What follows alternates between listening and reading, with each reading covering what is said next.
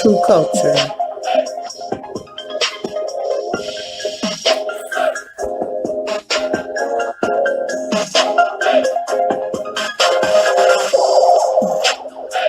True experience. True issue.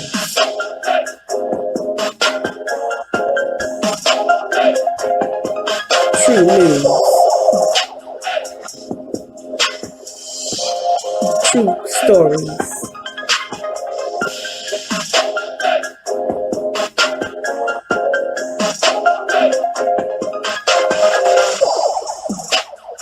Aboriginal American truths.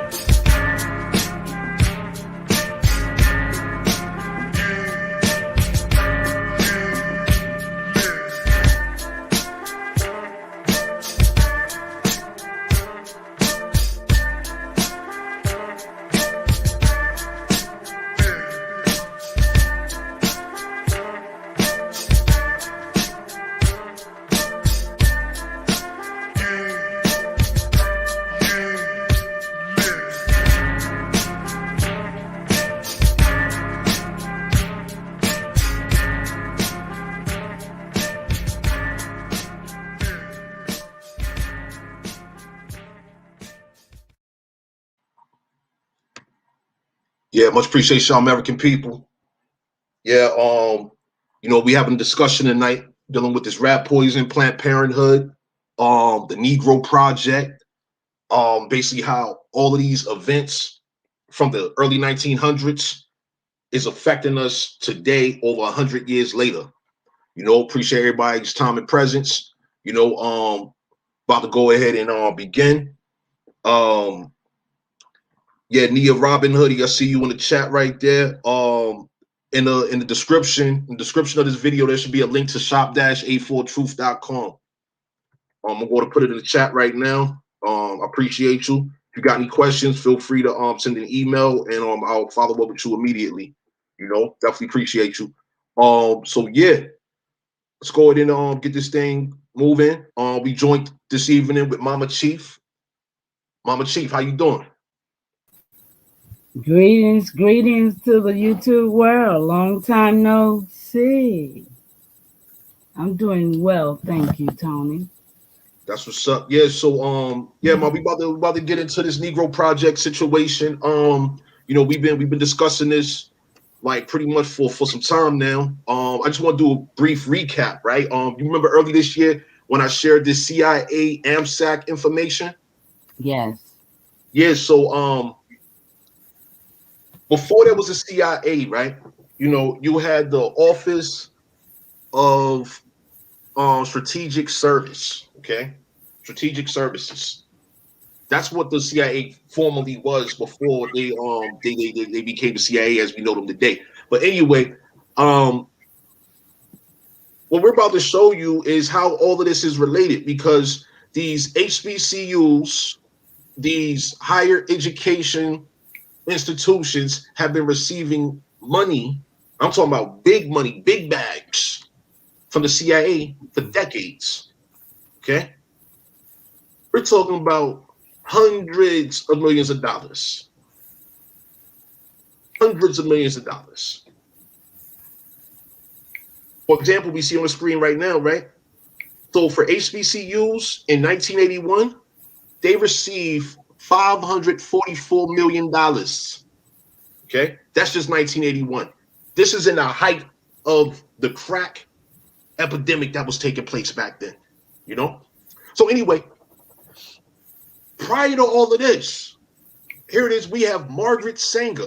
Okay, let me show you something about Margaret Sanger. Some of y'all might not be aware of, right? Where's this document at? Please pardon me. I always have too many documents up. Try to organize them. Here it is right here. So this is dated December 10th, 1939, right? This is Dr. C.J. Gamble she addressed it to, right? And she says here, Dear Dr. Gamble, it's good to know that you are recovering. I also am stepping up and have felt much better the past week. Miss Delp was here for Thanksgiving, and I am more than delighted to learn that she was able to get $250 from the California Birth Control Organization plus a $600 from the Federation. That's good. She is a go-getter and a live wire, very tactful and charming as well. I think my pick of her has been justified, even though she is a little higher priced than the ordinary. Okay? Like they had professionals. Mm-hmm. Then, Absolutely. yeah, we talking about doctors. Strategically done. Yes. And so I think my pick of her has been justified, even though she is a little higher priced than the ordinary. She has been working on the article to be written by Miriam DeFord, Miss Maynard Shipley. They were good enough to send me a rough draft for comments and suggestions. Anyway, let me just get to the fire. Let me just jump straight to the fire, okay? So down here we see Miss Rose sent me a copy of your letter of December 5th, and I note that you doubt it worthwhile to employ a full-time Negro physician. That you doubt it worthwhile to employ a full-time Negro physician. It seems to me from my experience where I have been in North Carolina, Georgia, Tennessee, and Texas, that while the colored Negroes have great respect for white doctors, they can get closer to their own members and more or less lay their cards on the table, which means their ignorance, superstitions, and doubts. They do not do this with the white people. And if we can train the Negro doctor at the clinic, he can go among them with enthusiasm and with knowledge, which I believe will have far-reaching results among the colored people. Mama Chica, before we continue on, would you like to say anything about this? No, just go ahead and get it in, Toto. Let's get it. Okay. All right, let's continue. Let me check out the chat real quick, see what's going on. And I got the chat over here on this end. All right, that's a bet. So yeah, Big Friezo, appreciate your presence as well. You already know. Michaels, appreciate you as well. Absolutely. So yeah, let me get back to this info, man, because it's abundance of info here. All right, so Margaret Singer has been across the country, okay? She was in California. I showed y'all in a previous presentation. She was working for Avon, okay? And Avon has had this rat poison ingredient in their products since they began. Okay, they've had all types of chemicals in their products to this day. If you check out the PDF that's on the stopthegenocide.us website, you'll see Avon products are listed on it, still containing this coumarin rat poison ingredient. Okay, let's continue though, right? So where we at here? I believe will have far-reaching results among the colored people. His work, in my opinion, should be entirely with the Negro profession and the nurse, hospital, social workers, as well as the county's white doctors. So basically, what Margaret Sanger is discussing is their strategy, their scheme to train, employ, quote unquote, Negroes, medical professionals, all right, that will be under these quote unquote white doctors, right? So that they can manipulate these demographics, these various communities across the country, from New York to Texas to Georgia to California, wherever there's Planned Parenthood at, right? During this early 1900s period, right? They wanted Negro doctors in place to convince our people. All Negro people in every aspect of influence, let's say. Mm-hmm. Every aspect of influence, your preacher, you know, your grandmama, anybody that can get to tell you to go up there and do what they wanted you to do. That's what they wanted. Yeah, and it says here, his success, the Negro professional that they're going to hire, right? His success will depend upon his personality and his training by us. Meaning, Boule, meaning college sororities, meaning all of them that they handpick to do their deeds against their people.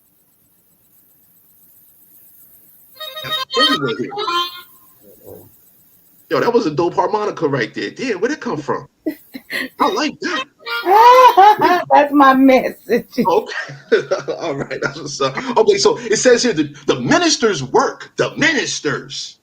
Pay attention, y'all. The minister's work is also important, and also he should be trained, perhaps by the federation, as to our ideals and the goal that we hope to reach. We do not want word to go out that we want to exterminate the Negro population, and the minister is the man who can straighten out that idea if it ever occurs to any of their more rebellious members. Turn the other cheek, will you? Just turn the other cheek. Just turn the other cheek. Leave it in the Lord's hands.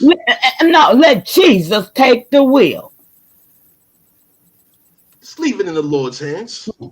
Yeah, right. Now, continuing here, it says, I agree with you that Miss Rose has done a remarkable job in thinking through and planning the project. This is the Negro Project. This is all about the Negro Project. Project. Everything about us has been a project. Orchestrated by eugenicists. These are genocide specialists. Remember, we're talking about Planned Parenthood and birth control. And Darwinism, from the beginning, they're telling you was one thing of an ape, and then they come back and tell you that we just gonna kill all of y'all because y'all don't deserve to have human life. Or, excuse me, not human, but life. Yep. Natural. As soon as I knew there was the possibility of getting any money, I put her at work drafting the plan for Mr. Lackner. She is excellent at just such a job. She hangs on to details, weaves and correlates them into the design. I shall never cease to have the utmost admiration and regard for her ability, and so far I have not seen anyone in the Federation who could take her place. I am constantly delighted at the thought that you are getting better, and now we must pray for Miss Timmy, who is seriously ill at the doctor's hospital in New York. Anyway, this is 1939 here. Okay, and this Dr. CJ Gamble, I hope the Gamble name means something to y'all because we're talking about Procter and Gamble. We're talking about Procter and Gamble. This is Dr. CJ Gamble of Procter and Gamble that we're showing you here. Margaret Sanger writing to one of the founders of Procter and Gamble. Okay. Yeah. So continue here once again. So we have the CIA, right? Now look. So we just read about Margaret Sanger using ministers. That's clergy, right? The CIA's using clergy and journalists and intelligence operations. So this is a document, okay? Hearing before the Select Committee on Intelligence, the United States Senate. This is from 1996, okay? So feel free to pull up the AMSAC presentation I did early this year for more information. But I just wanted to show you this key point here. Intelligence operations using journalists and clergy. Reason why this is important, right? So we have this situation over here. Where's this document at? Where's my document? Damn, shit, I got too many joints up. Hold on. Here it is. Okay, so another thing Margaret Sanger was doing, right, with these Negroes, okay? She literally was receiving funding, right? And she was paying newspapers, quote unquote, Black Negro-owned newspapers in Harlem to promote this Planned Parenthood abortion, birth control agenda. Okay. So now let me go ahead and zoom in on this text so you can see what's going on. Some of Harlem's most prominent African-American health professionals, clergy, and social activists participated in the clinic's work, along with James Hubert. Advisory council members included Mabel Stoppers, executive secretary of the Harlem Committee of the New York Tuberculosis and Health Association, and later the executive director of the National Association of Colored Graduate Nurses. Louis T. Wright, medical secretary of the Harlem Hospital, a surgeon who was perhaps the most highly regarded African-American physician in New York City. May Chin, the only African-American woman physician in Harlem. Reverend William Lloyd Imes, pastor at St. James Presbyterian Church, and Reverend Shelton Hell, bishop, pastor at St. Philip's Protestant Episcopal Church. Okay? Now, let's continue. So that right there is clergy. We got clergy and we got medical professionals there, right? Also included with the advisory committee, part of this Negro project, was United Negro Improvement Association, and that's Marcus Garvey right there. And so Marcus Garvey, hey yo, shout outs to Michael. He shared this some time ago, early this year, where we have the Moorish Zionist Temple of the Jews. This is an early 1920s photo right here. These are real life Moors, real life Hebrews, real life Africans straight from Europe. That was active in Harlem, New York. All during the same period here. All during the same period. Okay? Got this picture here, Garvey, right? Many of y'all seen this picture. But Garvey working with Margaret Sanger. Garvey, a whole scumbag. Yeah, Star, greetings. Appreciate your presence. So yeah, let's continue, right? So the North Harlem Medical Association, an African-American doctors group in coalition with the Urban League, the NAACP, that's W.E.B. Du Bois organization there, several churches and the Amsterdam News worked to secure permanent staff positions for Black doctors. Okay? Super compromise coming from these people.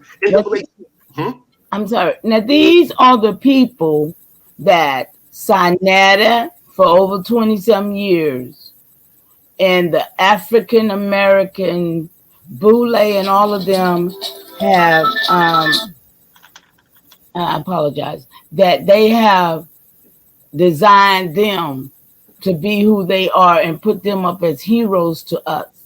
All of these years, they've been so-called parade that they were our heroes and our so-called those working for our good and cause. Now you see. Yeah, it should be obvious to people at this point. Yo, these influencers, not, because they're still doing it. They're still claiming these people to be some heroes. They're still talking about the Underground Railroad and this, that. They're still lying. And that's why I'm here today. Because I'm tired of the lies, and I've been sent back for 2 years. And it's diabolical. And for our people to be sitting back on they do nothing and think these people, whatever color they want to be, got their best interests in heart, I'm here to tell them they don't. I relinquish. Go ahead, Tom. Yeah, so I want to add this to this discussion as well, right? So early this year, we got into that Moorish circus shit, right? Mm-hmm. The Walter Brister, aka quote unquote noble Drew Ali, right? The circus performer, right? So anyway, the author of the book, right? One of the peoples had an interview with him. And so I asked the author directly, right?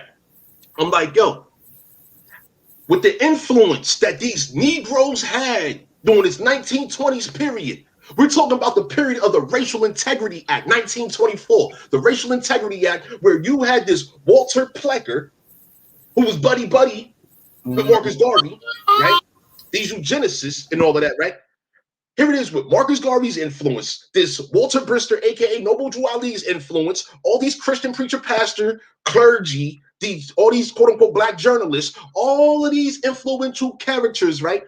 Yo, they did not effectively inform our American people about Walter Plecker imposing felonies on our American Indian people, right? Imposing a felony if they identify themselves as what we naturally are, as the American Indian peoples. Forcing, because who wants to get locked up over a fucking name? Because that's generally how our people was viewing this shit. Like, the fuck are you going to lock me up for being myself? I can't be away from my people. I gotta take care of. I got people to take care of, right? And nowhere, when we look at, when we do the research going through all these old newspapers from this 1920s period, right? Nowhere have we seen any of these black influential people with the newspapers, with the clergies, and these various professionals speaking against, while informing our people about this agenda to denationalize and de-Indianize our American people. My question to the author was, how much more influential would a Garvey have been, quote unquote Noble Drew Ali have been, if they told the truth? And all these other black characters, if they simply told the truth to our people so that we can make the necessary preparations to secure ourselves.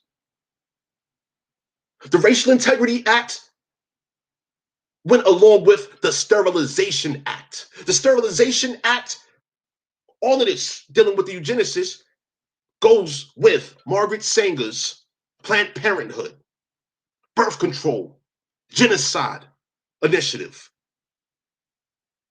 And this is also why rat poison and cosmetics, various types of cosmetics. We're not just talking about hair grease. We're talking about every form of cosmetic. If you wasn't making it, then you was taking rat poison from them.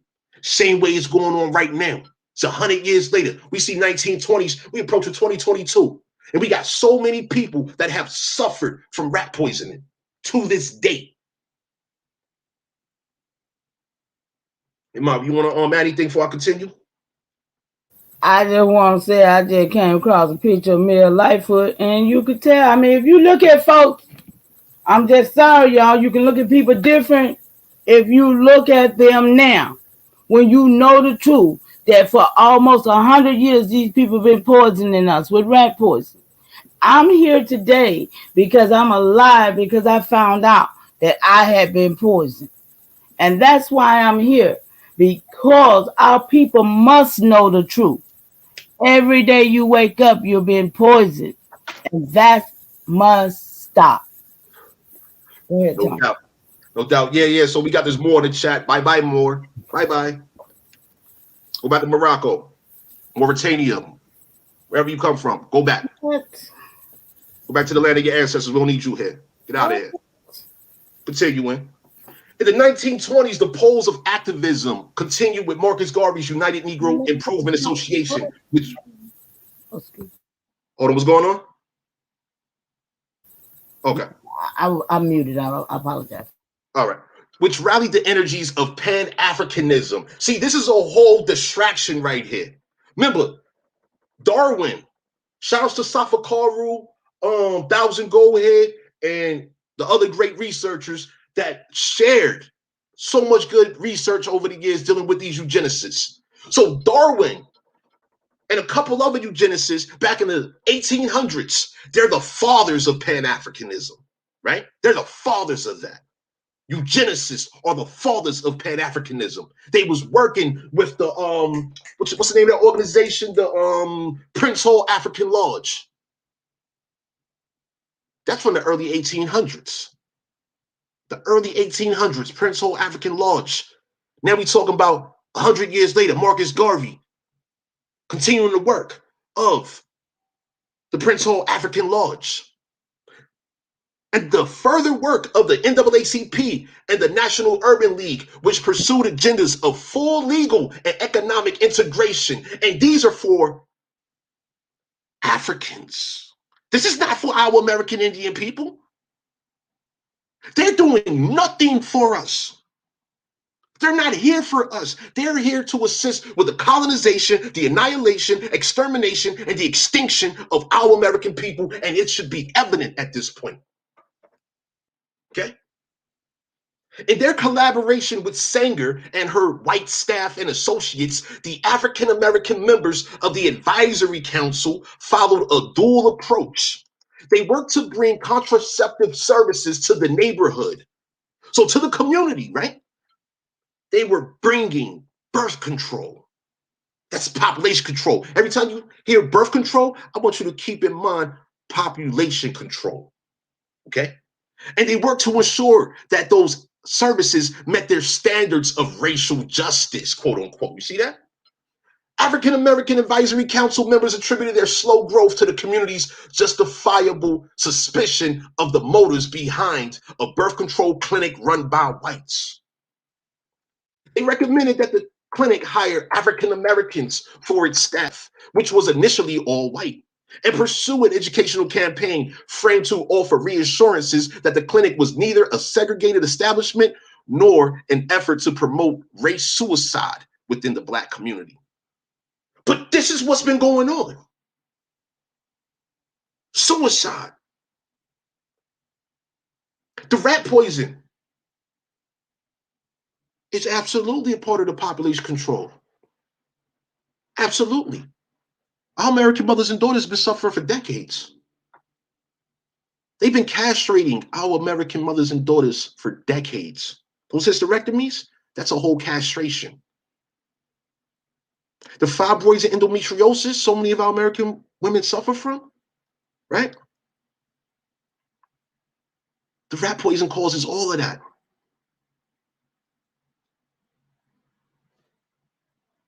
Depopulation of our American people has been the agenda while they bring in more foreigners. Colonization combined with depopulation. That's what's going on. I just want y'all to see clearly what's been happening. That's right, Star. Oh, we got some questions here. Empress Awaken. The question, what did you find out about the rat poison and what kind of diseases does the rat poison cause? If you go to www.stopthegenocide.us, let me go and put the link in the chat right now. You can take a look. Stopthegenocide.us. Okay, so basically, this is a carcinogen, okay? This rat poison ingredient, coumarin, is a carcinogen, okay?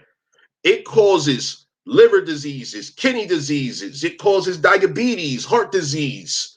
It causes a whole list of cancers. We're talking about breast cancers, uterine cancers, cervical cancers. The list is massive. I mean, long story short, right? In my research, every health condition that these foreigners have documented and communicate that disproportionately impact the quote-unquote Black American population, in my research, each of those conditions, the diabetes, heart disease, obesity, etc., they're all related to the rat poison. Everything, Empress. Empress, when I tell you this has been an extensive research that Tony have done on this. And when I tell you that it started with my health issues. See, this is not anything where anybody can just say, oh, that's a lie, this, that, and other. I am the living proof of this. And that's why all the research was, because of realizing that it's not just me. It happening to people as we speak. Every time you take a bath, you're using it. Every time you put on your smell good, you rat poison. Every time you put some of that stuff in your hair, you are being rat poisoned. And then they even doing it to the essential oils. Vitamin D, what they told everybody to take, that's decon ingredients. It's rat poison. They are literally, generally killing us every day. While And profiting. here, so that it's time for us to take a stand. I ain't been on YouTube in 2 years, y'all. Some of y'all may know me and some of you may not. But when I tell you I'm here because it's time to stand up to injustice, it's time to stop these people from killing us. It's time for us to take back what belonged to us and stand. Go ahead, Tom. Go ahead. Go ahead. Yeah, and so yeah, Empress Awaken. So issues such as fibroids and endometriosis, right? So we're talking about debilitating, life-threatening illnesses, right? Right. A friend of mine just had a surgery last month. She's scheduled to have another one dealing with fibroid removal, right? You said you was diagnosed with skin cancer? Let me tell you, rat poison is in the lotions as well. This is why. This is like exactly. How do you get skin cancer? Well, the rat poison causes it. It's a carcinogen. It causes eczema. It causes a lot of stuff. Alopecia. And if you using products while you're pregnant or ever used them, it's in your system anyway. So when you get a baby, your baby is automatically going to get some of that blood. The blood is tainted. Poison. Straight poison. We have been through this depopulation agenda by these eugenicists, right? They have targeted our American mothers and daughters' wombs, literally. Planned Parenthood, right? Let me just play the video because I don't know if y'all seen it the last time. Let me go to run it again. Let me say this. There's 4 people in the chat, and I appreciate the 4 likes.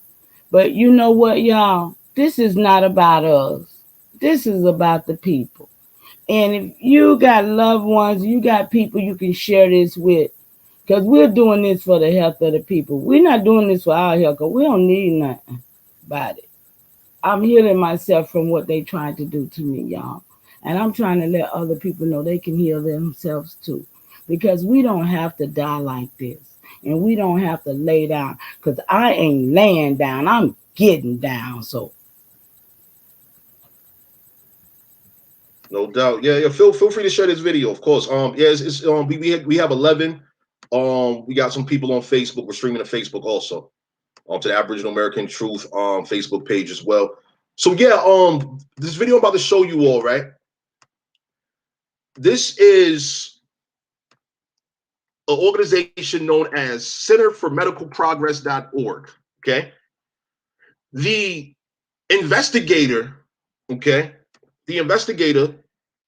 he's being charged with 9 felonies for getting this footage here. I just put the link in the chat.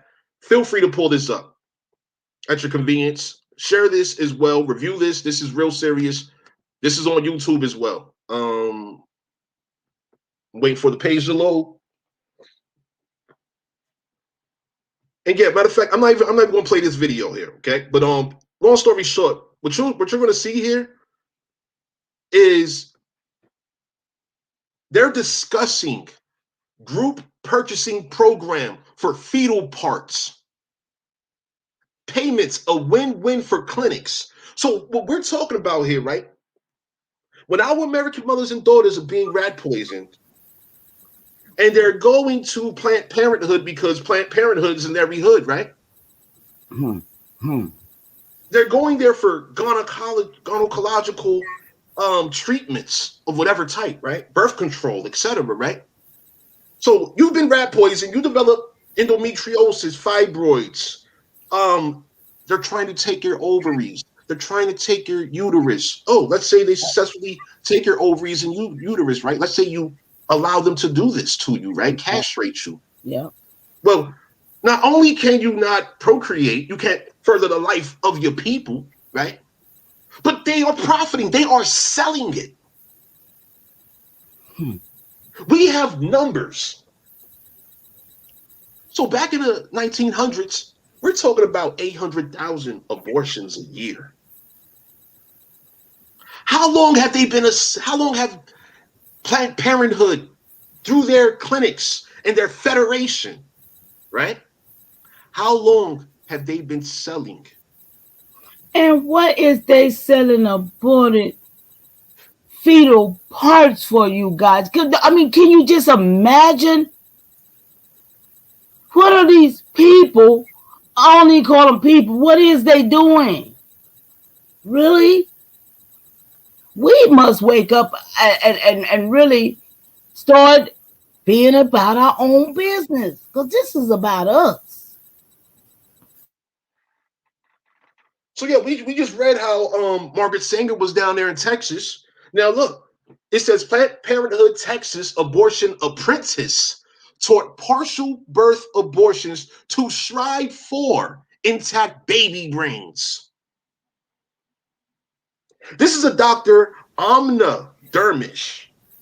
She's a foreigner. So all of them are foreigners, y'all. Remember that. All of them are foreigners. And the people that work for them, we're not sure what they is, because they look like us, but they most likely are foreigners too. Or they just sold us out. But imagine an intact brain. What are they doing, y'all? And so there's a quote on here. This is literally what she's saying on here, right? I'm not sure if you can see it on this video, but please go to this website, centerformedicalprogress.org. I put the link in the chat already. But she literally said, this is Planned Parenthood workers saying this. Yeah, she'll pull out like kidneys and heart, and like heart, we frequently whatever. This is all supporting foreign commercial interests while also supporting our American people's depopulation. This is a video dated back to December 10th, 2014. Okay? Top Planned Parenthood exec agrees baby part cells a valid exchange. Some clinics generate a fair amount of income doing this. So, meanwhile, our communities, right? So many people have never, ever heard to this day of HUD Section 3 programs, right?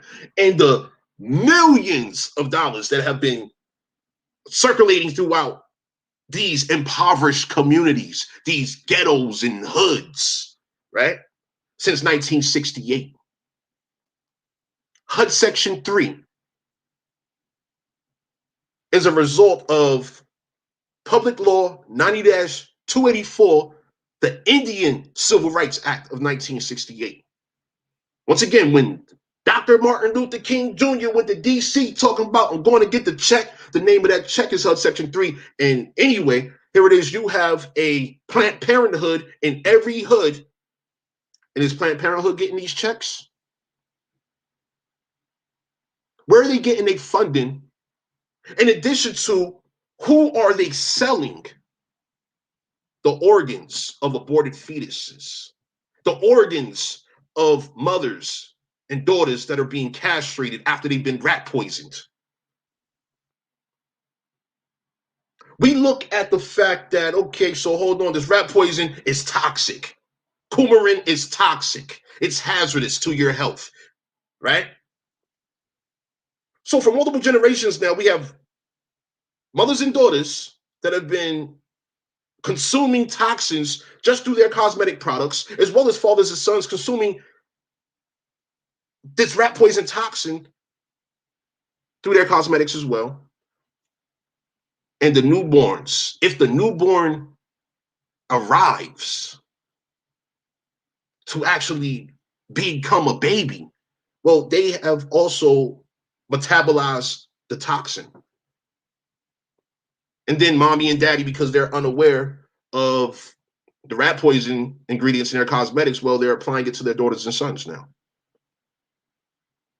This is a perpetual commercial scheme here.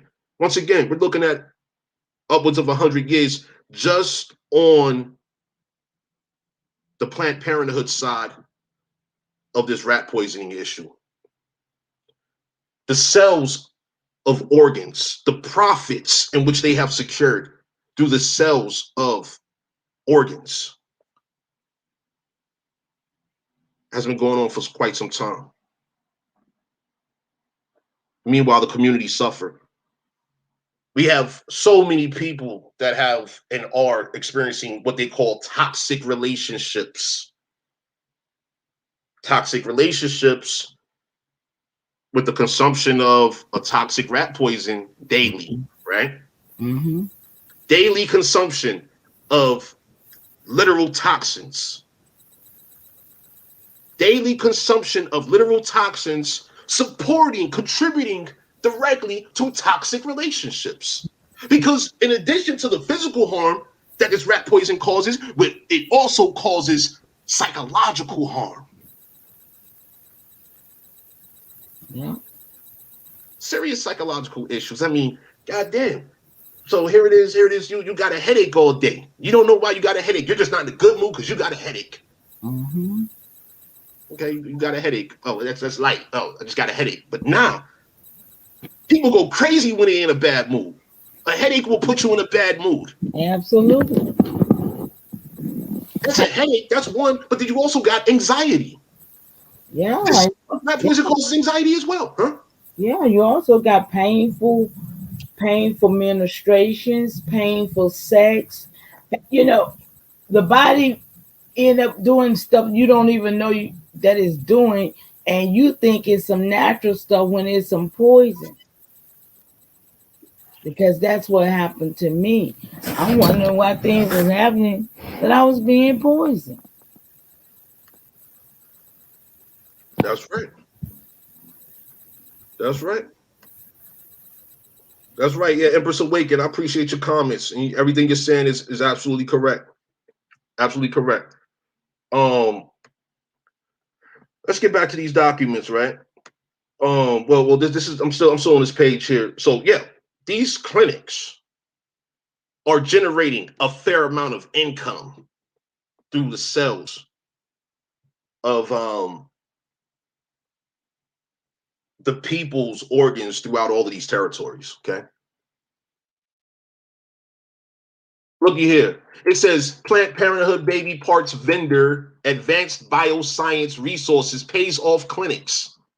Intact fetuses just fall out and they sell them. Intact fetuses just fell out and they sell them. Planned Parenthood baby parts buyer Stem Express wants another 50 livers a week. They want baby livers? Financial benefits for abortion clinics. They want baby livers. I mean, Empress Awaken. I just want to know, have you ever heard this before? I just want to know from anybody in the chat. Have you ever heard of anything such grotesque and diabolical before in your life? This is ridiculous. Yeah, and I want to go back. I want to go back to this right here. Let me reread from this letter of Margaret Sanger. And just so you can see here, this is sincerely yours, Margaret Sanger. Okay. She says this right here. They do not. Oh, pardon me, I'm saying that. Well, I did it wrong here. Here it is. The minister's work. We're talking about Negro ministers. Okay. The minister's work is also important, and also he should be trained, perhaps by the Federation. That's the Planned Parenthood Federation, as to our ideals and the goal that we hope to reach. We do not want word to go out that we want to exterminate the Negro population. And the minister is the man who can straighten out that idea if it ever occurs to any of their more rebellious members. That's their goal, is a total extermination. In other words, That's right. that's their total goal, is to exterminate us And to profit while doing it. and profit. Planned Parenthood VP says fetuses may come out intact, agrees payments specific to the specimen. That means the parts of the fetus. Mm. Okay? What you want? What you want? What part you want? Second Planned Parenthood senior executive haggles. That means negotiates over baby parts prices. Look at her though. Yeah. Look at her, y'all. Yeah. Planned Parenthood uses partial birth abortions to sell baby parts. Oh my goodness. Mm. They have transcripts. On this website here, they have entire transcripts. These are Planned Parenthood corporate executives. And see, once again, see, it says here, the Planned Parenthood Federation of America. These are the people responsible to this day. Y'all, come on, y'all. I mean, it ain't but a few of us, but God dog it, we got to make a difference. This is little. I mean, I see this every day, me and Tony, but I mean, just going over it online with a few people, it's like, wow. Because they got 16K over there listening at somebody talk some bull crap. But we need our people to understand that they're being poisoned and they're not going to last another 20 years, Joe Biden told them. So you better learn how to speak Spanish? Joe Biden told them. You better get with them Asian and them. He told them. He told Jesse, y'all the good ministers. The Jolly Nigger Banks. Yeah, let me show you the Jolly Nigger Bank. Yeah, thank you for reminding me. Yeah, the Jolly Nigger Bank. Everybody chasing that body bag. Go on with it, Tony. Get it. The Jolly Nigger Bank. Take a look. Take a look. This is a Jolly Nigger Bank. These were made beginning in the mid 1800s. Okay, these are depictions of the Moors. Cast iron. Never seen that look like that. Images of Moors. Okay. Once again, this is called the Jolly Nigger Bank. I showed this earlier this year as well.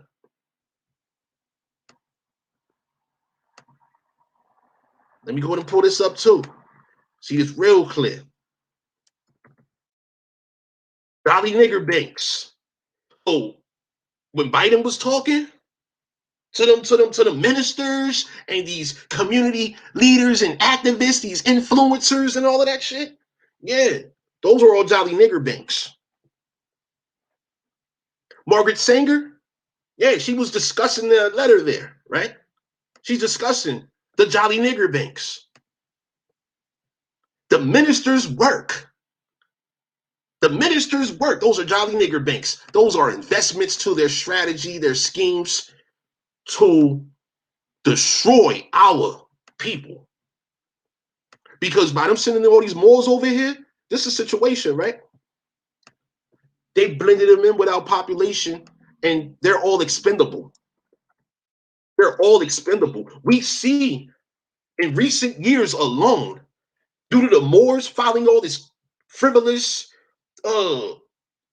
corrupt paperwork, it's causing issues for our American Indian people to get that paperwork in. That's a whole design. That's a whole scheme. Legal and political schemes. Okay? So now, what we see here is a description of this Jolly Nigger Bank. Okay? So it says here, right? Let me show you. It says, The world of mechanical penny banks was not to be left unaffected by these hostile and irrational racist attitudes. Examples may be cited of banks which portrayed black persons hitting their heads, falling, having their teeth yanked, mouths slammed, eating, kicking, and stealing watermelons and chickens, as well as involvement in a plethora of other humiliating situations. Like, these foreigners were literally designing this. Okay, let's show some more. Show some more of this good info here. There's a key part here. Now, so some other names that these Jolly Nigger banks go by, right? The Jolly Nigger hi-hat, Little Mo, Little Joe, Sambo, Greedy Nigger Boy, Darky Bust, African Native, and the list goes on. And so these are sketches. These are actual schematics, blueprints, if you will, for the construction. Let me bring attention to the fact that they always trying to say who we are. It says African, see, up there. That's right.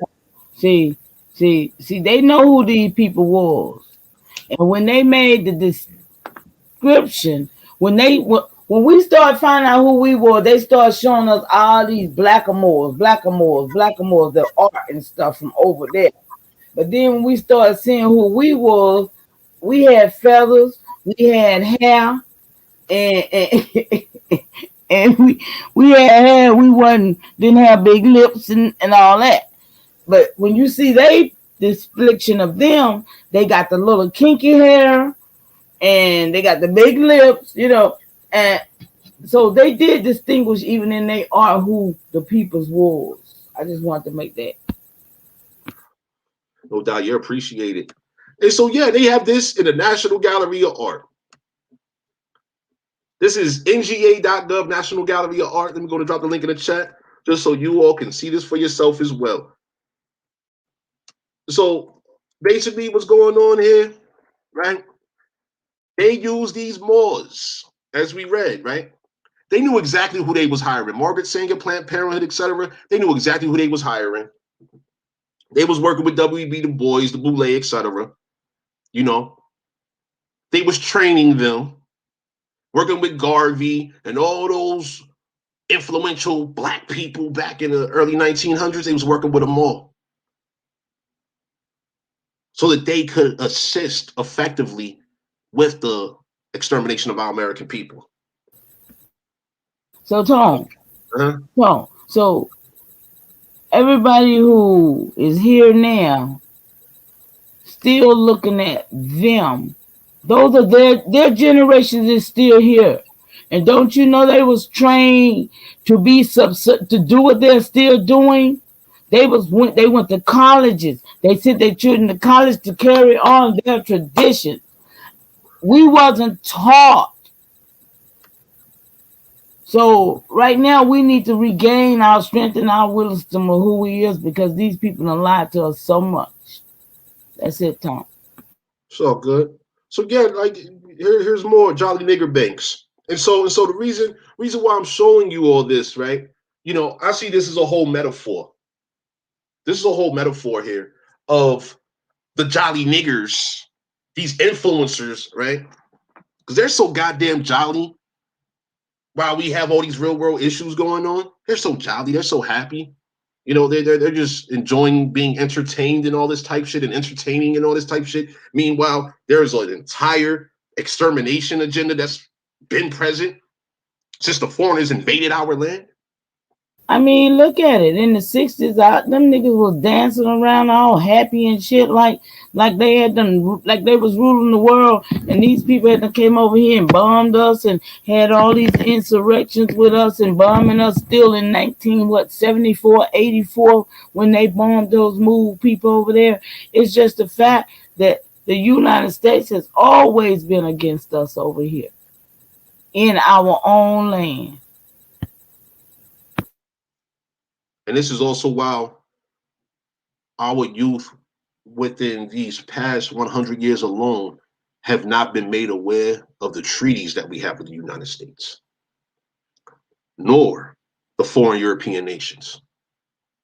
To this day, we have so many people that's unaware of these treaties. Therefore, in regards to rights and things of this nature, we have protections and powers embedded in the treaties in which our ancestors did with these foreigners regarding to how things is supposed to be conducted on this land by our people, the populations of the descendants of our American nations, right? By these descendants not being aware while they're supporting all the black shit, which is keeping them from being aware, right? Well, guess what?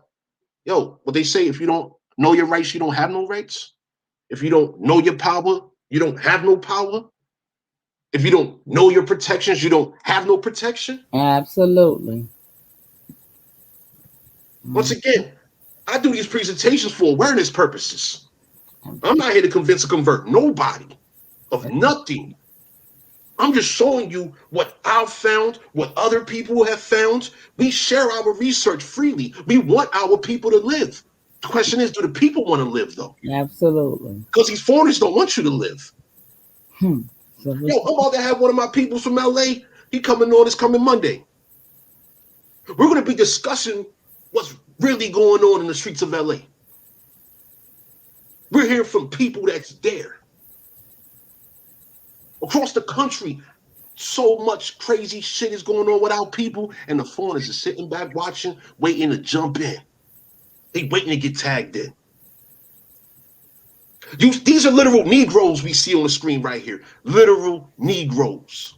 Them is African descendants right there that we looking at on the screen right here. That's what we're looking at here. And these people want to be shape-shifting, claiming our American identity and all of that. Want to call, oh, we all come from Africa. Nah, nigga, you come from Africa. Speak for yourself. Let's check the status of the chat real quick. Okay, everybody good. Yeah, if anybody got any questions, yo, go ahead and put it in the chat. It's all good. If you want to join, let me go to drop the link in the chat right now. Yeah. greetings to you, original copper Indian. How are you? Yeah, appreciate your presence. Absolutely. Yeah, you know, this poisoning is active. Been active. They got new poisons. You know, I just posted on the Instagram a couple hours ago. You know, they poisoned the goddamn wastewater. They poisoned the wastewater. Exactly. That's right, Star. Anytime them goofy black motherfuckers and black fanatics talk that bullshit, that's right. You throw that right back at them. Nah, nigga, you come from Africa. That's you. That's right, Star. Empress Awaken. Yes, I knew about these devils taking baby parts for some years, but didn't have others to talk about the topic. But the ancestors led me to find like-minded people that's on the same knowledge. That's right. Absolutely. But I didn't know they was taking the baby parts from the abortions. I mean, wow, I thought that was just waste, you know. And, you know, Bill Gates, while we're talking about the waste and the human waste, Bill Gates owns the human waste plant here in Georgia. And, you know, it made me wonder what, you know, human waste, really? Bones, bodies, you know, they cut out people's legs and they, you know what I'm saying? So these are kind of wastes. They are interested in this type of stuff. That's why they Yep. tell people they have to cut their limbs off because they done got necrosis from these products. No doubt. Original Copper India appreciate you. You already know. Yeah, so I mean, you know, this rat poison issue is active, man. It's active. You know, check out the stopthegenocide.us website. Let me go to put that link in the chat again as well. You know, the links in the chat if you want to join this discussion. Greetings, I am you. How are you? I ain't been on this thing in a minute, and it's good to see you, big bro. Yeah, let me see here. Hold on, got new comments. Hold on. What? So when do I went down my line and shared everything on my Facebook page. So everybody came in here to see Mama Chief is here. Yes. That's right. We appreciate you, man. Yeah, your presence always appreciated. You know, we got to preserve the honor and dignity, integrity of our American people, man. You know, we got too much madness going on. Too much. The youth deserve better. You know, that's what it's about for me. What is our American youth going to inherit? The same shit that we've experienced in past generations? Unpreparedness? Hey, yo, I am you, man. I'm not doing that shit, man. Nah, dude, you bugging. You What still happened? bugging out. You What still happened? bugging out. Get him out of here. What happened? Nah, yo, I ain't got time for that foolish shit, man. It's like a whole 2 years later, and motherfuckers still asking dumbass questions. Nigga, if you haven't gotten into your genealogy, your bloodline, nigga, if you don't know Oh, I missed. that we Indians, nigga, yo, go figure that shit the fuck out elsewhere, man. I ain't got time for that bullshit, nigga. You most likely rat poison like a motherfucker. Fuck out of here. Dumbass niggas, B. I fucking spit. What I'm not understanding is Bill Gates, all these doubles that we speak of are already executed. So who is behind all the bullshit that's going down because these motherfuckers is dead? Yo, Empress, I don't know that to be true. I don't know. I mean, shit. Empress, I know what you're talking about, though, Empress. We need to have another conversation at another time because I do know who you're talking about and what you're talking about. But, you know, okay. I mean, peep game, but hold on. Let's understand what Empress said here, right? So she said Bill Gates, all these doubles. So yes, Saddam Hussein had doubles. Ain't no telling who else had We call doubles. them doppelganger. Exact doppelgangers, all of that, clones. A Okay. clone. That's what we call them, clones, right? So hold on. If they killed the clone, are they really dead? You know what I mean? That's Those, what I'm saying. I can't confirm all of that. I can tell when they talk and they look like a straight AI. That Mark Zuckerberg and that Elon, they just not real, you know, and you can tell. So like she said, they are out of here. So who the hell that them look that them Moors in them suits, y'all? That's right. That Yeah. them So, Moors in them suits, y'all. They in Nia them Robin, suits, remember? yep. Nia Robin Hoodie said they take our afterbirth, after delivery, and do what they want. That's right. And it's worth millions of dollars, baby. That's right. Absolutely, Neil. The placenta, Yeah, all of that. yeah. It's And supposed I'm not sure if y'all aware. Hold on, give me 1 second, man. I'm not sure if y'all aware, but a report came out this week, right? Y'all might want to look this up. China has been developing all types of new weapons, including genetic specific weapons. So we're talking about weapons for specific DNA groups, specific genetic populations. That's the type of technology we're dealing with right now. These are the advancements in technology. I showed y'all in the previous presentation, right, how they've literally been testing this rat poison ingredient, coumarin. They've been testing that on the HeLa cells, the Henrietta Lacks immortal cells. That's American Indian genetic material right there. That was an American Indian woman. They've been testing rat poison and all types of other substances, all types of other bioweapons on Henrietta Lacks immortal cells. Who do you think they're targeting with that, with the research in which they develop? and they using the little white mice which they created and the black mice to recreate and use her cells along with poison like the rat poison to create dis-ease, if we will, and all kind of cancers. They use mice. That's right. Yeah, I was going to show a video this evening dealing with studies in which they've done on mice. And the purpose of those studies was to pretty much develop theories and concepts on behavior of heavy populations such as major cities. I'm gonna have to show that another time. Matter of fact, let me see if I can locate this video now. Matter of fact, because there's it's a short video. It's only about like nine about between 5 and 10 minutes. It's not very long. Let me see if I can locate this video here. But this is very informative video here. Let me see here. Behavior, yeah. I'll run the search in my notes. And Empress Awakening, I'm with you with that topic though, for real, sis. Yes, too. There's not a lot of people that know that or think that. Yeah, I got the video up right now. Give me 1 second while I email it over.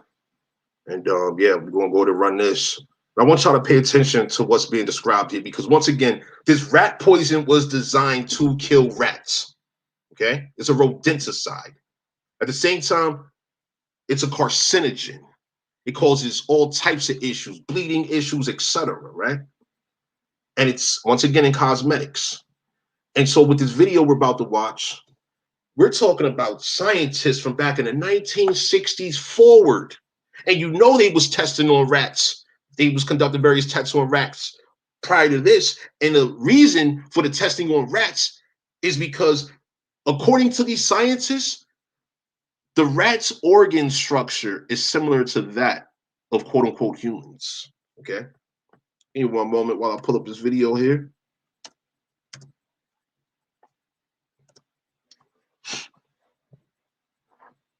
Yeah, appreciate your time and your presence. Like I said, this for awareness purposes. Awareness contributes to preparedness. We got to preserve our nations, man. Our American nations got to be preserved. I don't know what these other motherfuckers talking about, but like, yo, this shit is real. This is real world shit right here. This is not a game. And I would like to take the time to encourage you, if you haven't, to go to the stopthegenocide.us, and you will get to see my story. You will get to see what happened, and you will get to, just kind of see where all this has come from and going with us as a people. The work of Dr. John Calhoun at the National Institute. Yeah, so this is the video here. Let me do it big. Has attempted to answer this question. In a unique experiment that took years to complete, Dr. Calhoun used Hold on, what happened? Can you turn it up just a little bit? Oh, no, it won't go any louder than this. Yeah, so it's too low? No, it's good. Okay, all right. So yeah, this video was 8 minutes long. Let's just listen. To study population growth and its effects on individual behavior. So let me run that back. In addition to it, has attempted to answer this question. In a unique experiment that took years to complete, Dr. Calhoun used white mice to study population growth and its effects on individual behavior. Okay, I'm gonna pause right there real quick. So the narrator in the introduction of this video said that this doctor here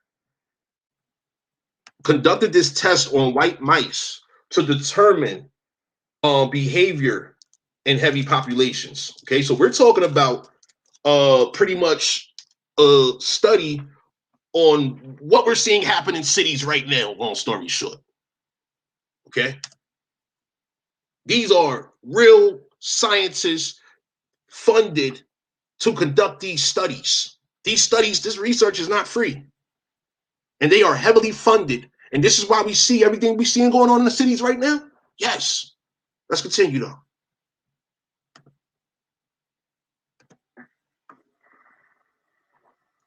In addition to his renowned research papers, he has recorded some of these observations on film.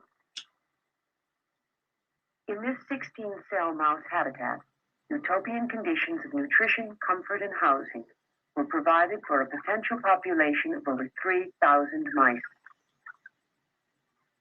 Yet, in spite of ideal conditions, the mouse population met with catastrophe.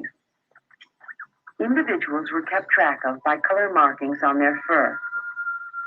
Factors which normally control population growth, such as predation by owls or cats, were eliminated. Transmissible disease was also reduced. In effect, the mouse universe simulated the present situation of a continually expanding population of humans. To see how Dr. Calhoun's mouse universe grew, we'll use the familiar population graph again. Within the first 100 days, the mice went through the period Dr. Calhoun called strive. This was a period of adjustment. Territories were established and nests were made. The next period lasted about 250 days.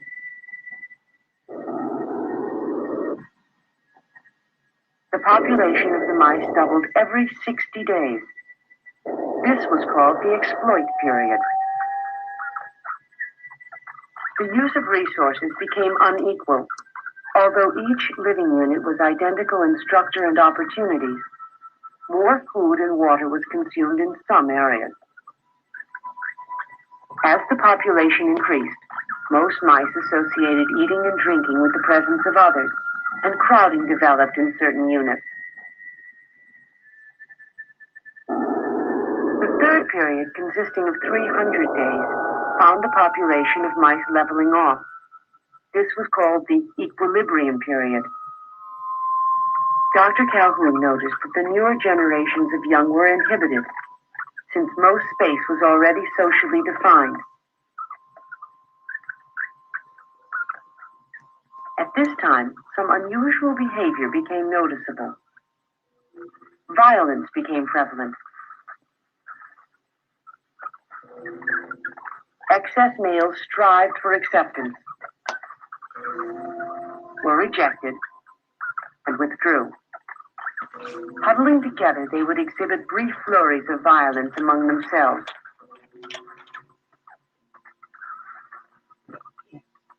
The effects of violence became increasingly visible.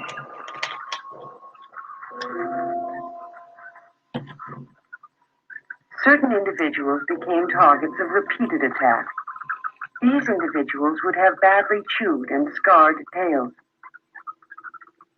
Other young mice growing into adulthood exhibited an even different type of behavior. Dr. Calhoun called these individuals the beautiful ones. Their time was devoted solely to grooming, eating, and sleeping.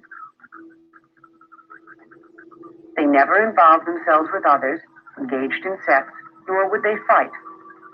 All appeared as a beautiful exhibit of the species, with keen, alert eyes and a healthy, well-kept body. These mice, however, could not cope with unusual stimuli. Though they looked inquisitive, they were, in fact, very stupid.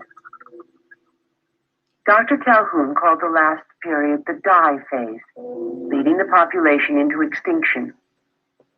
Although the mouse utopia could house 3,000, the population began to decline at 2,200. In the shift from the equilibrium to the die phase, each animal became less aware of associates, despite all animals being pushed closer together. Dr. Calhoun concluded that the mice could not effectively deal with the repeated contact of so many individuals. The evidence of violence increased to the point where most individuals had had their tails bitten to some degree. Eventually, the entire mouse population perished. Dr. Calhoun's experiment is a classic example of a typical population and its growth when left unchecked. Research in this area continues under his supervision. Currently, Dr. James Hill has taken the basics of the Calhoun experiment to study social behavior even more closely. In his experiment, rats are used instead of mice. Healthy individuals are selected to start the population. The rats are anesthetized so that Dr. Hill can perform a minor operation necessary to the success of his experiment. A small electromagnetic encapsulated device is implanted into every rat. This small unit enables sensing devices to keep track of the movement and position of each individual in the population. After surgery, the rats are introduced to their new multi-leveled home, all at the same time.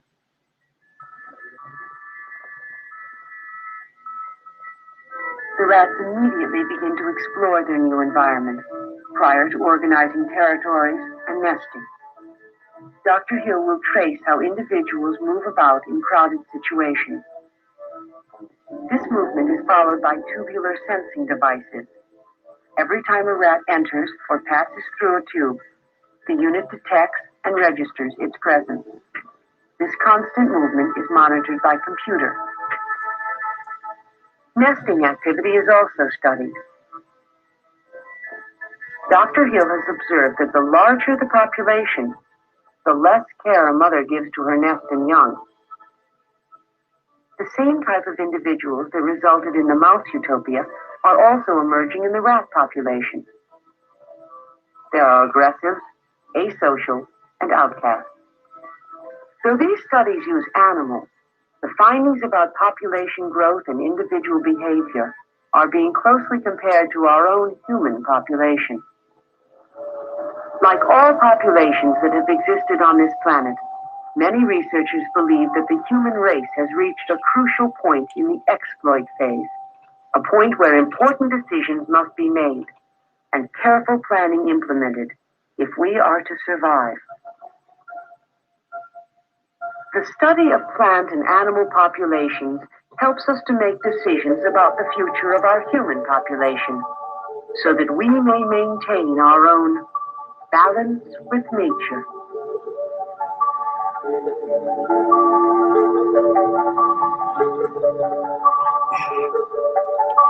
All right. I'm going to pause right there. That's the conclusion of that video, right? There's another video, which goes into some great detail. I need to locate that video as well, because I want you to hear these scientists describe the sexual behavior of these rodents, okay? Reason why this is important, right? So here it is.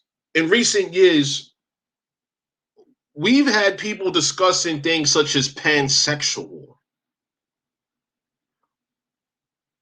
various types of sexual deviant behavior has been tremendously promoted. We're talking about heavy foreign finance funding of these behaviors. And let me locate this video so that you can hear and see for yourselves what these scientists have been aware of for decades. All right. Let me go back to my notes. Where are we at? Let me see here. 'Cause this was crazy. This was a very interesting video here. Oh my goodness. I got.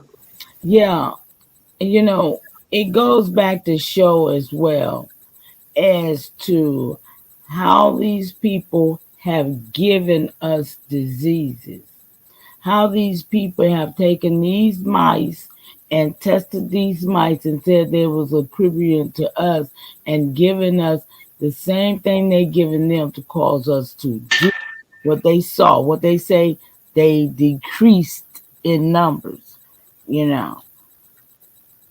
So, and then did you see that they chipped the mice? That's right. The rats. They chipped those rats. So we don't know whether when we was born, we was already damn chipped or what. Do we? Well, I mean, we run around with chips in our pockets right now via these cell phones. That chip. Yeah, we got a couple of them, but I'm talking about we don't know what they did when we were born. opposed to the other stuff we found out they did, like put mercury in our eyes to cause us to wear glasses by the time we get 40. You know, different stuff like that has been done throughout them, delivering our babies. That's right. Yeah, my I'm still looking for this video. Yeah, please continue talking about the vitamin D if you can.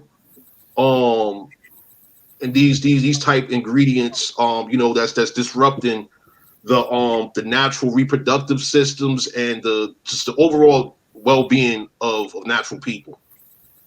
Yeah, well, it's the fact like the vitamin D. I just found a research where it says that vitamin D is the decon that's in the decon rat poison. So they're telling people since this COVID, since this whatever they call it came out, that to start taking vitamin D3. But if you look it up, vitamin D3 is the same as what they put in their active ingredients of decon. And for people who are using a lot of these products, if you're vegetarian or just eat a lot of green vegetables, you might want to, be careful because it thickens your blood when you do. Yeah, I want to add this as well. So this rat poison ingredient, I've shared this previously. So it's not to be mixed with anything natural. Okay.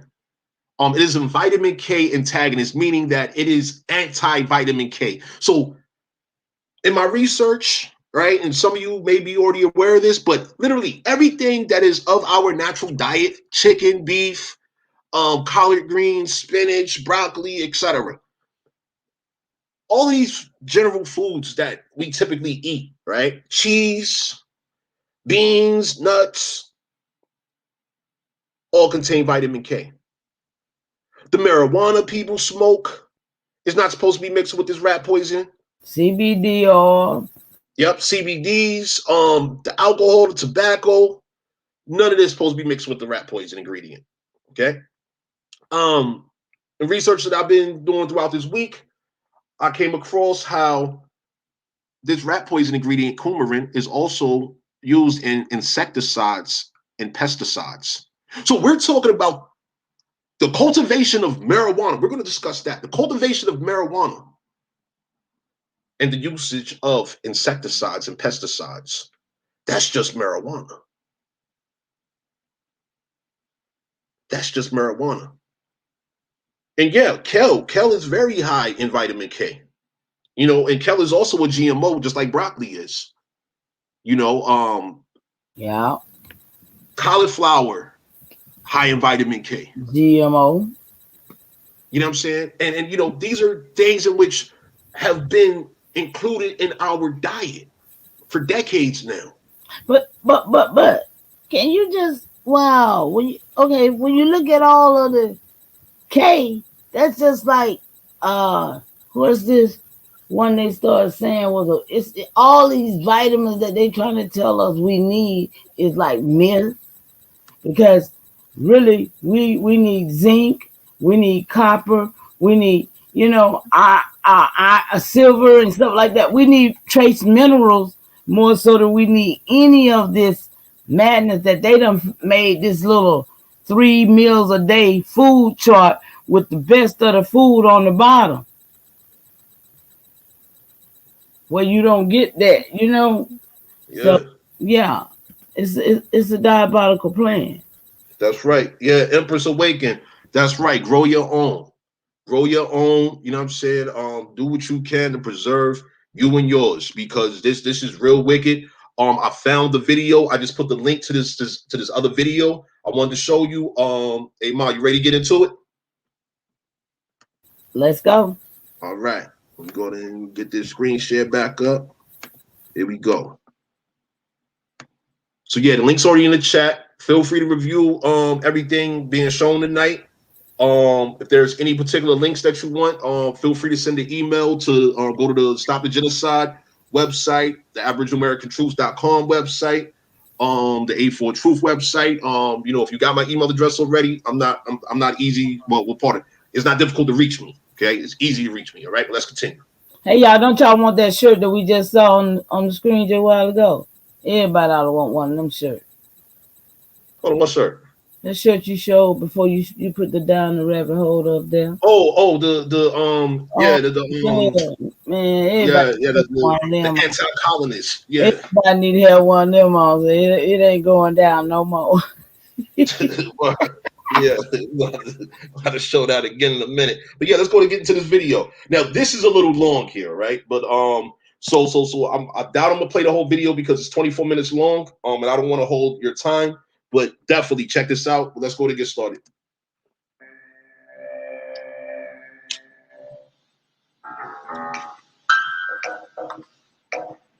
Of the strange research to come out of mid-1900s America, there is little with a legacy as enduring or as terrifying as the mouse utopia experiments. Taking place throughout the 50s, 60s, and early 70s, the grim fate of the subjects was published in the national magazine Scientific American, and the experiments themselves were largely taken as apocalyptic portents. In a post-war United States, the language used to describe the results, such as behavior sync, became synonymous with fears of an overpopulated world and violent, deviant behavior in cities. Today, they are preserved within fiction, such as Channel 4's conspiracy thriller Utopia and the classic animated movie The Secret of NIMH.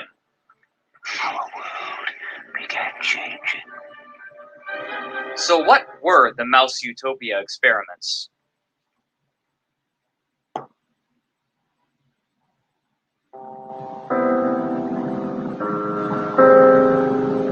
Shortly after World War II, a group known collectively as the environmentalists were making a large push to prevent environmental degradation, as well as overexploitation of the planet's renewable resources. Among these people were a group specifically known as the Neo-Malthusians, a term referring to the 18th and 19th century English scholar Thomas Robert Malthus.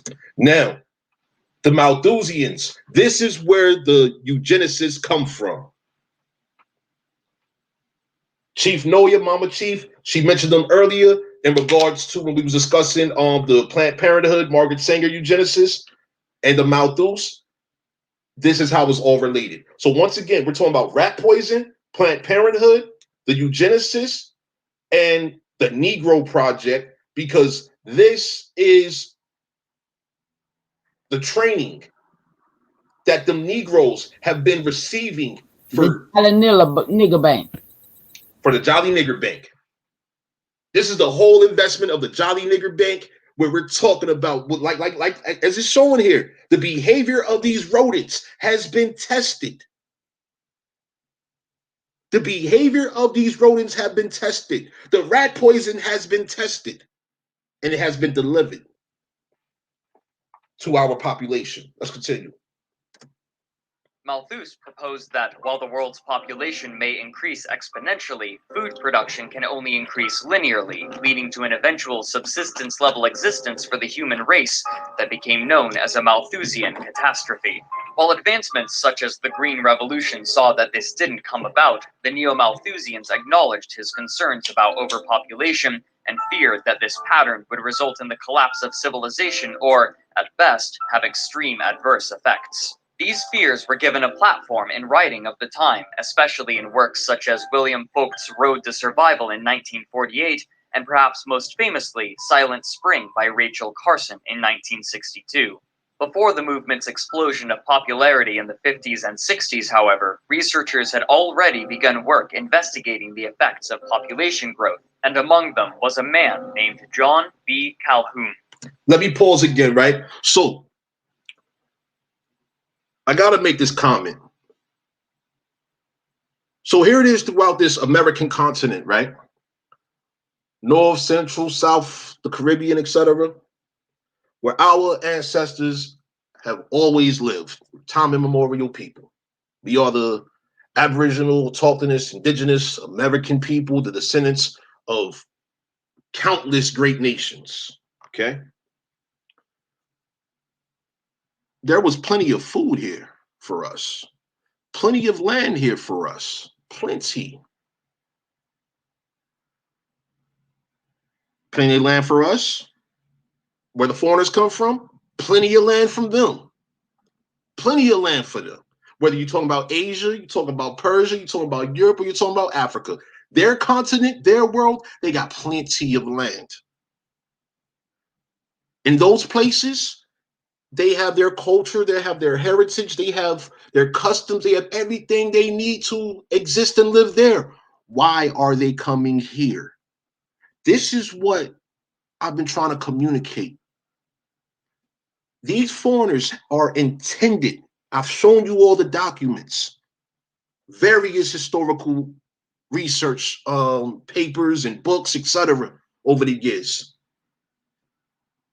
One of the old presentations dealing with European convict slave labor. Like, we're talking about convicts, criminals, deported, exiled. This included Moors and Hebrews, Negropeans, literally criminals from European societies and countries, etc., shipped over here.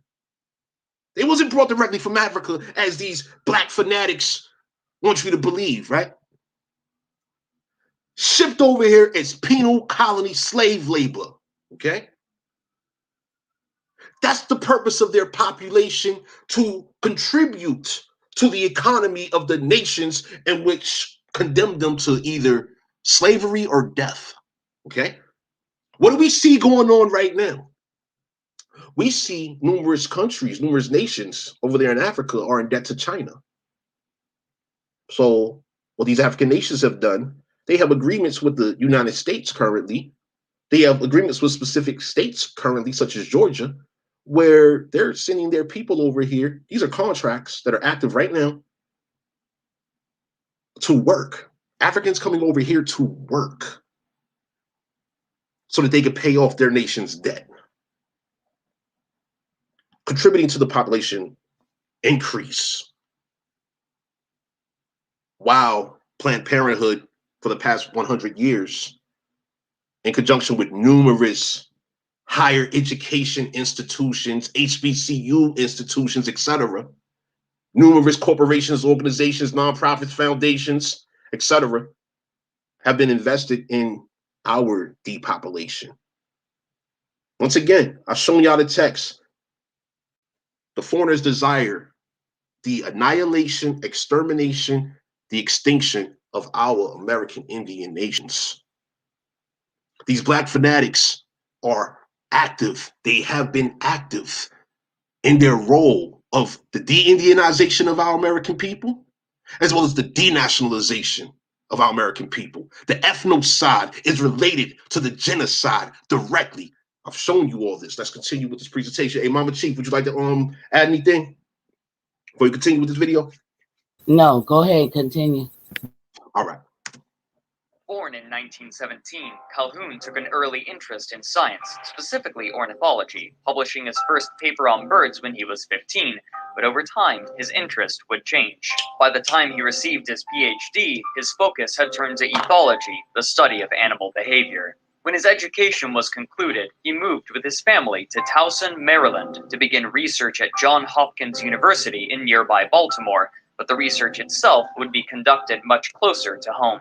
In 1947, shortly after he arrived, he approached his neighbor about using some of their neglected property for an experiment. The scope would be massive, and according to Calhoun, his neighbor probably didn't expect such a scale when they agreed to let him use the forested area.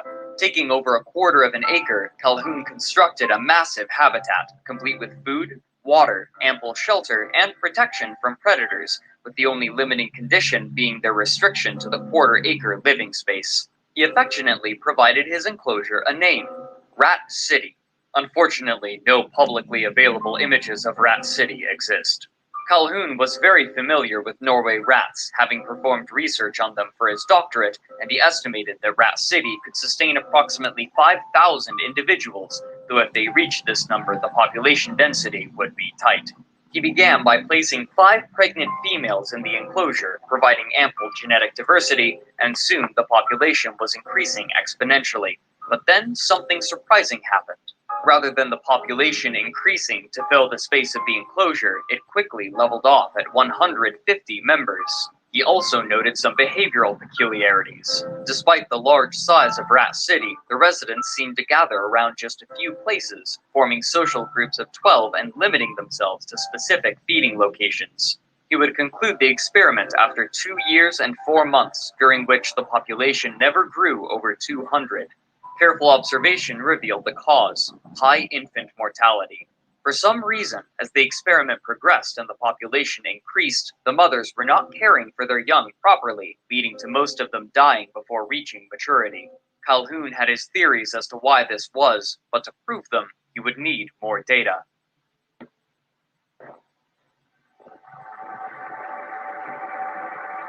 In 1954, about 5 years after his initial experiment concluded, he was hired by the National Institute of Mental Health, often shortened to NIM.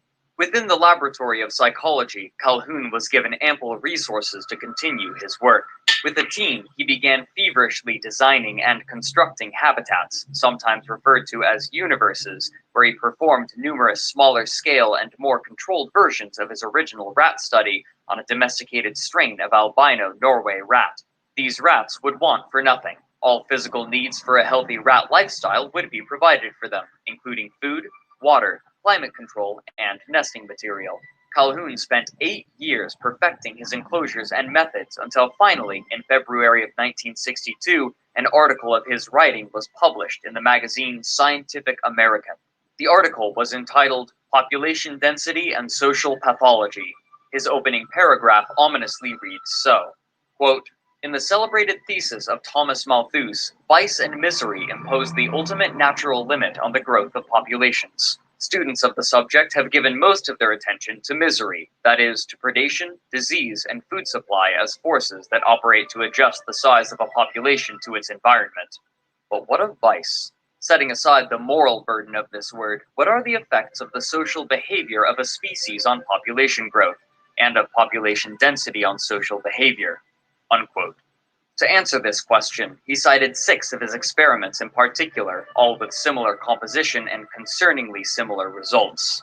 The design of these habitats was simple. The layout was a rectangle measuring 10 feet by 14 feet, divided into 4 equal sections by electric fences. 3 of these fences sported bridges over which the rats could climb, while one fence lacked such a bridge, essentially creating one long space that wrapped in on itself.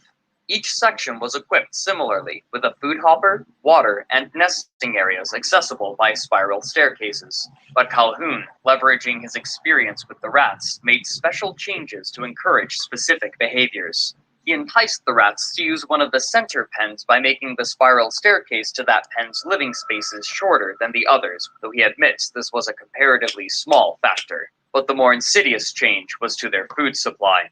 In half of the experiments, Calhoun supplied powdered food, but in the other half he placed feeders of his own design, consisting of hard pellets behind a wire mesh. Half of his experiments began with 32 mice, the other half with 56, of evenly male and female composition, and all having just reached maturity. Calhoun estimated that approximately 40 rats could comfortably be housed in these enclosures, but he would allow these populations to increase to 80 before he would cull them. Almost immediately after introduction, things began to go awry. The females, unsurprisingly, spread themselves out somewhat evenly through the pens, but after the males jockeyed for dominance and those of highest rank were determined, they began to distribute themselves strangely. Less dominant male rats will typically awaken earlier and begin to wander and forage for food, and due to the design of the pen, this meant that they usually would end up in the center sections to eat. During this time, the dominant males of the outer pens would wake up and begin guarding their respective territories. Since there was only one entrance ramp to either end, the dominant males of either pen would bar the return of the less dominant males, forcing the male population to clump in the center pens, while the dominant end males protected what came to be their harems. Only a few other deferential males were allowed to remain. These few remaining males began exhibiting odd behavior. Though they would spend most of their time in the burrows with the females, hiding away from the dominant male, they would never attempt to mate with any of them. Instead, perplexingly, they would try to mate with the dominant male, and even more perplexing, the dominant male would not fight these attempts. You hear that? Did you hear that? This is the behavior that they studied decades ago. Brandon Rogers, I see you. Appreciate your presence. This is behavior they studied decades ago with these rodents. Okay? Where here it is, you have dominant male rodents that are interacting with lesser dominant male rodents, right? So let's put this in perspective.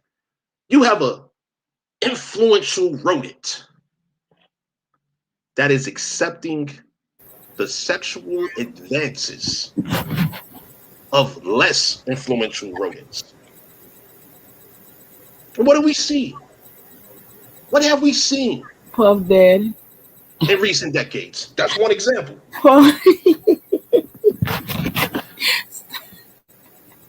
That's one example. Is this shit not real? Brandon Rogers, hey baby. Is this shit not real?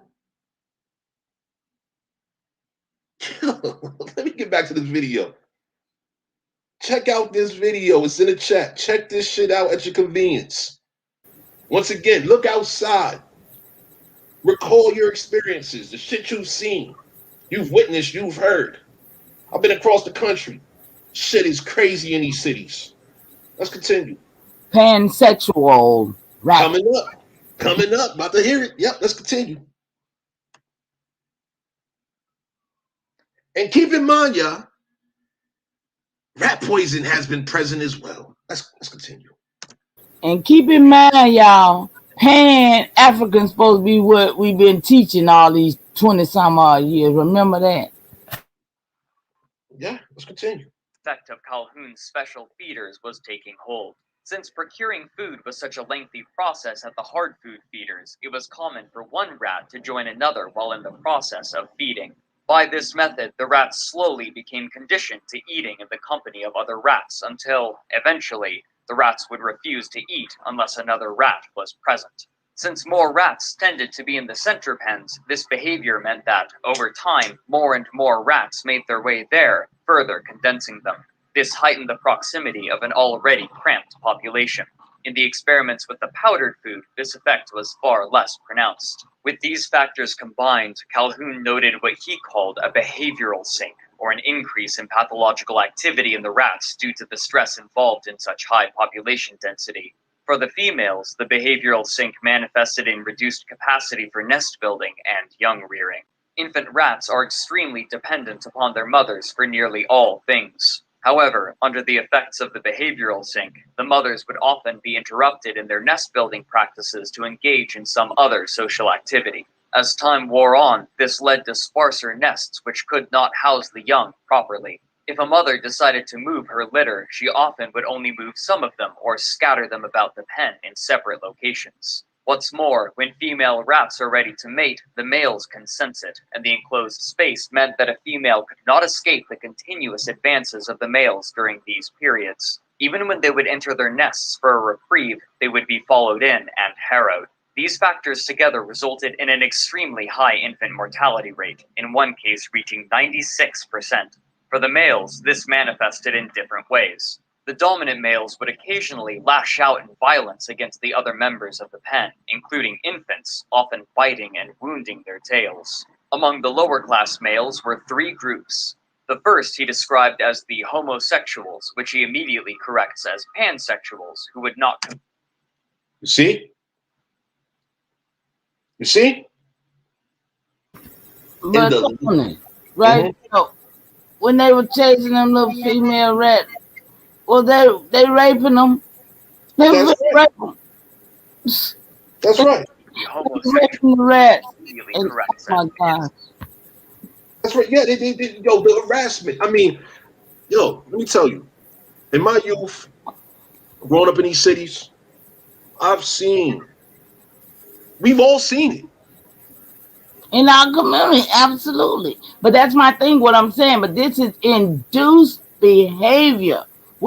we gotta really y'all understand this is induced behavior. These people have applied to these rats and put them in these positions just like they did us in these commun.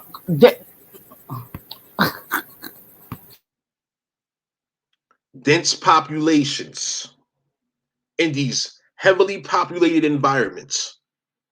They have studied.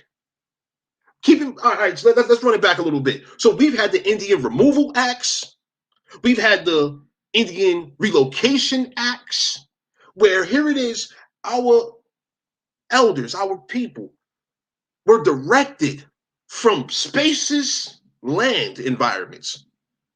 When you go through your census records, right, as you're doing your genealogy, you may see that your ancestors, your predecessors, etc., they were landowners for over 100 years. Landowners, right? And then comes the Indian Removal Acts, Relocation Acts, and with these acts, our people have been directed to these cities to build these heavily populated environments, right? Foreigners benefited from all of this shit, right? These mouse utopias. Yeah, these rat cities, the rativerse, right? And so what we see right now is we just heard this guy say you had three categories of the low class rats. Group one in the out of the three categories is the homosexuals who the scientists call pansexuals, right? You see what's been going on? This is what we're The dealing with. scientists, these doctors, Eugenicists. these people that have built up our trust in them to kill us. You check the chat, see if there's any comments. Feel free to leave your comments. If you'd like to join, I'm gonna drop the chat. I'm gonna drop the link in the chat again. Let me go ahead and drop it now. Feel free to jump in. Appreciate your presence. But yes, they have tested the rat poison not only on rats. They have designed these rat cities and they directed our people. And they know, they are aware, they created theories, hypotheses on behavior of quote unquote humans. Did I see Nick? Is Niggas Roselle in here? Roselle, I don't see him. Oh, I saw somebody speaking to him, so I thought they was in here. Oh no, I don't see anybody. No, nobody came on. So. All right. Are you good? Let's continue.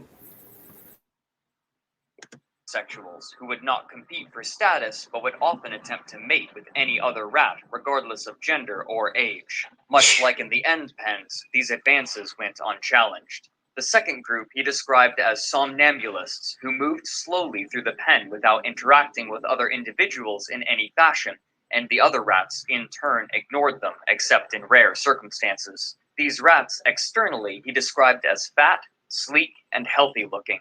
But to him, the strangest group was the third, which he named the probers. These rats were hyperactive, hypersexual, and pansexual. Despite violence from the dominant males, they would viciously pursue females in heat, eschewing any sort of courtship ritual and following them into their burrows to mate. Later on in the experiments, they would often find the corpses of the improperly cared for young, which they would cannibalize. In time, one of Calhoun's assistants would publicly describe these pens as hell. At this point, Calhoun ended the experiments, but he predicted that these pathological changes would have eventually led to the deaths of the colonies. At their conclusion, he would take the 4 healthiest males and females and allow them to breed, but their behavior had been so inexorably altered that none of their pups survived beyond weaning.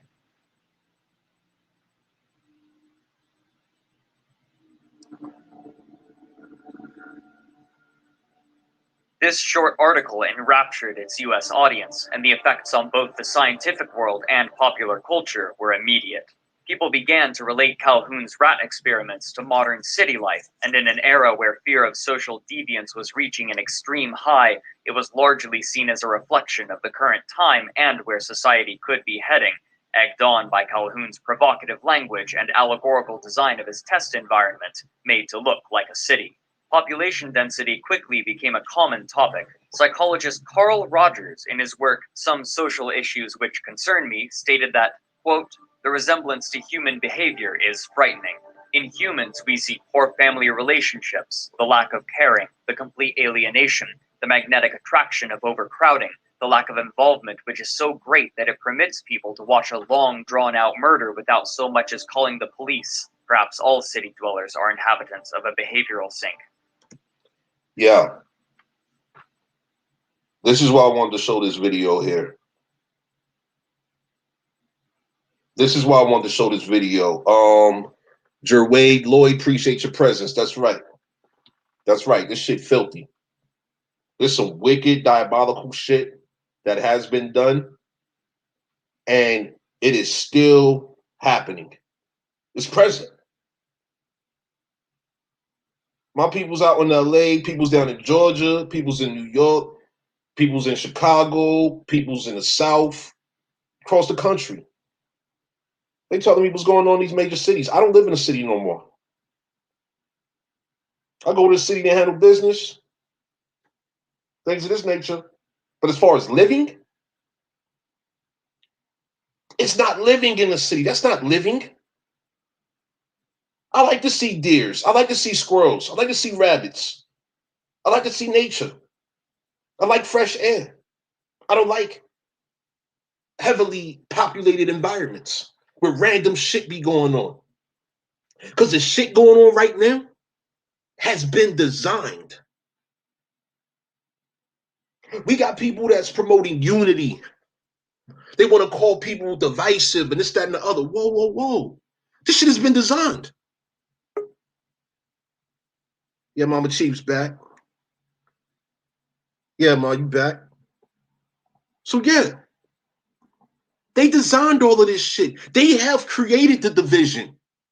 They intentionally, let me run it back for y'all real quick, right? So when we hear about these quote unquote slave rebellions, those was our American Indian ancestors. And they weren't slaves. Certainly, you had Indians that were being kidnapped, such as what happened to Chief Osceola's wife and numerous other Indians from these Seminole villages, right? And these chiefs, these Indians, was going on rescue missions, okay? So these foreigners is gonna revise real events. They're gonna turn a rescue mission into a slave rebellion because they're rescuing their people that have been kidnapped, right? Yeah, what you say here, Empress Awaken? These demonic sons of bitches started setting up our demise as soon as they came into our country. You are absolutely correct. They came over here during their own wars. Remember, we're talking about the 15th century. The Moors had just been slaughtered, enslaved, and exiled from Europe in the 15th century. That had been going on for hundreds of years. Okay? Moors, Africans, North Africans were kidnapping Europeans along the coast of Europe. Kidnapping them, selling them as slaves in Africa. This is what Morocco was engaged in, Mauritania, all those North African coastal territories. This is what was going on. Naturally, those Europeans hated that shit, right? Anyway, continuing. For centuries, they had been conditioned for warfare. All of these foreign nations conditioned generation after generation for hundreds of years, conditioned for warfare. Now the quote unquote discovery of the Americas. You say warfare or warfarin? Warfare. Or was it ever a warfare, or was it just warfarin? No, I'm talking about 15th century right now. Oh, I know what you're talking about. I'm just talking about they always been poison. Well, I mean, the warfarin is as of, you know, the coumarin was identified in the 1800s. But prior I'm to just this, looking at the word they use. I was just looking at how they use that word as war. Was it really these wars they tell us of, or what? You know what I'm saying? That's all I'm saying. Just a thought. okay, got you. But yeah, so these people have been conditioned for warfare due to the conflicts between all of these nations and all these countries that have been going on long before them becoming aware of our American nations over here. They came here with the intentions, with the intent of bringing all of the chaos, all of the misery, all the suffering in which they were familiar with here. We was unaware of this shit. You're talking about millions upon millions of our ancestors throughout this American continent that was unaware. Just like so many of our people right now to this day is unaware of this history that so many of us are sharing. So that our people can be aware of what the fuck these foreigners have intended for us, have designed for us. They don't tell us their true stories of their origins and what the fuck done happened in their territories of origin. They don't tell us this shit. But they're using our people, our resources, our land to further their genocidal, destructive activities. We're just fucking expendable. Our people have been condemned to goddamn expendability. We are to be expended. Our population is being targeted heavily. All this black shit. Yo, black, I showed y'all in the previous presentation recently, right? Black is synonymous with Negro. Negro comes from necro. This rat poison shit causes necrosis. So we're running around listening to these black Negro motherfuckers, right? These necro motherfuckers, necromancers. These are real life necromancers that's encouraging the death, the blackness, the blacking out of us. They're literally invested in blacking us out of existence. And nobody's talking about this shit. And this shit is fucked up. Every fucking week, every month, for years now. And it's increasing. We've seen the increases in the violence throughout our territories. Meanwhile, foreigners just get to sit back. Foreigners just sitting back. They're sitting back. They're relaxed. It's fucked up when you speak to your peoples, right? And they telling you some youth just got killed down the block, on the same block as their mother. When you got people telling you how their relatives' friends got killed. We got these addiction issues going on. People dropping dead from smoking weed laced with fentanyl. China has been manufacturing, I'm talking about mass producing fentanyl for years now.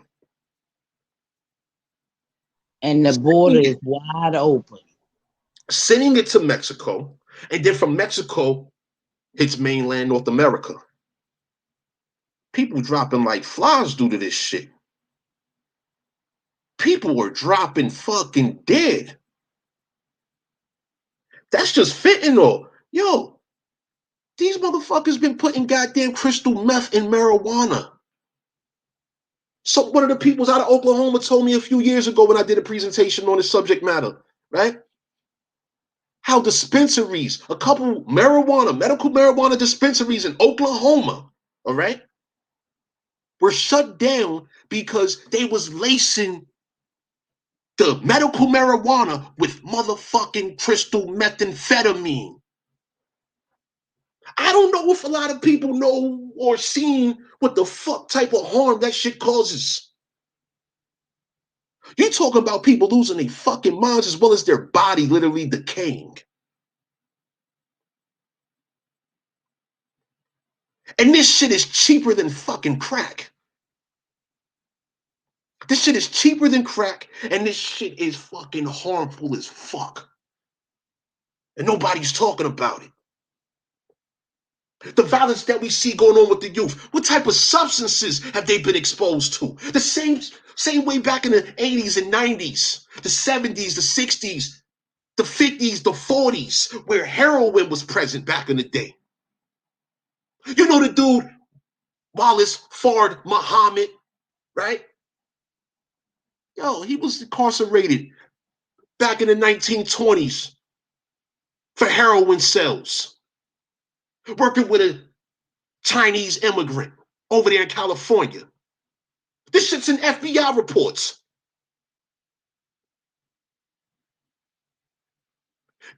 These foreigners have no good intentions for us. And we got too many of our people that on some jolly nigger bank. You on some jolly nigger bank shit. Playing word games, contributing to the hypnosis and the confusion of innocent people. These are real life fucking problems. And motherfuckers want to be talking about unity. Oh, you're divisive. Oh, you're this, you're that, that. Come on, man. Yo, motherfuckers in the communities right goddamn now engaged in all types of criminal and corrupt activities, man. Contributing to the destruction, the demise, the calamity, everything black, all the blackness in your community and shit. Yes. That's what these motherfuckers have been invested in. They're being paid to do this shit. Margaret Sanger was paying motherfuckers to contribute to the depopulation of our people, right? Birth control. That's depopulation. Our people directed to these cities during a period of the Indian Relocation Acts, right? After the Dawes Rolls Act and all this shit. Where our people being de-Indianized. We got the motherfucking Walter Plecker Racial Integrity Act. We got the Sterilization Act. We got all these motherfucking acts.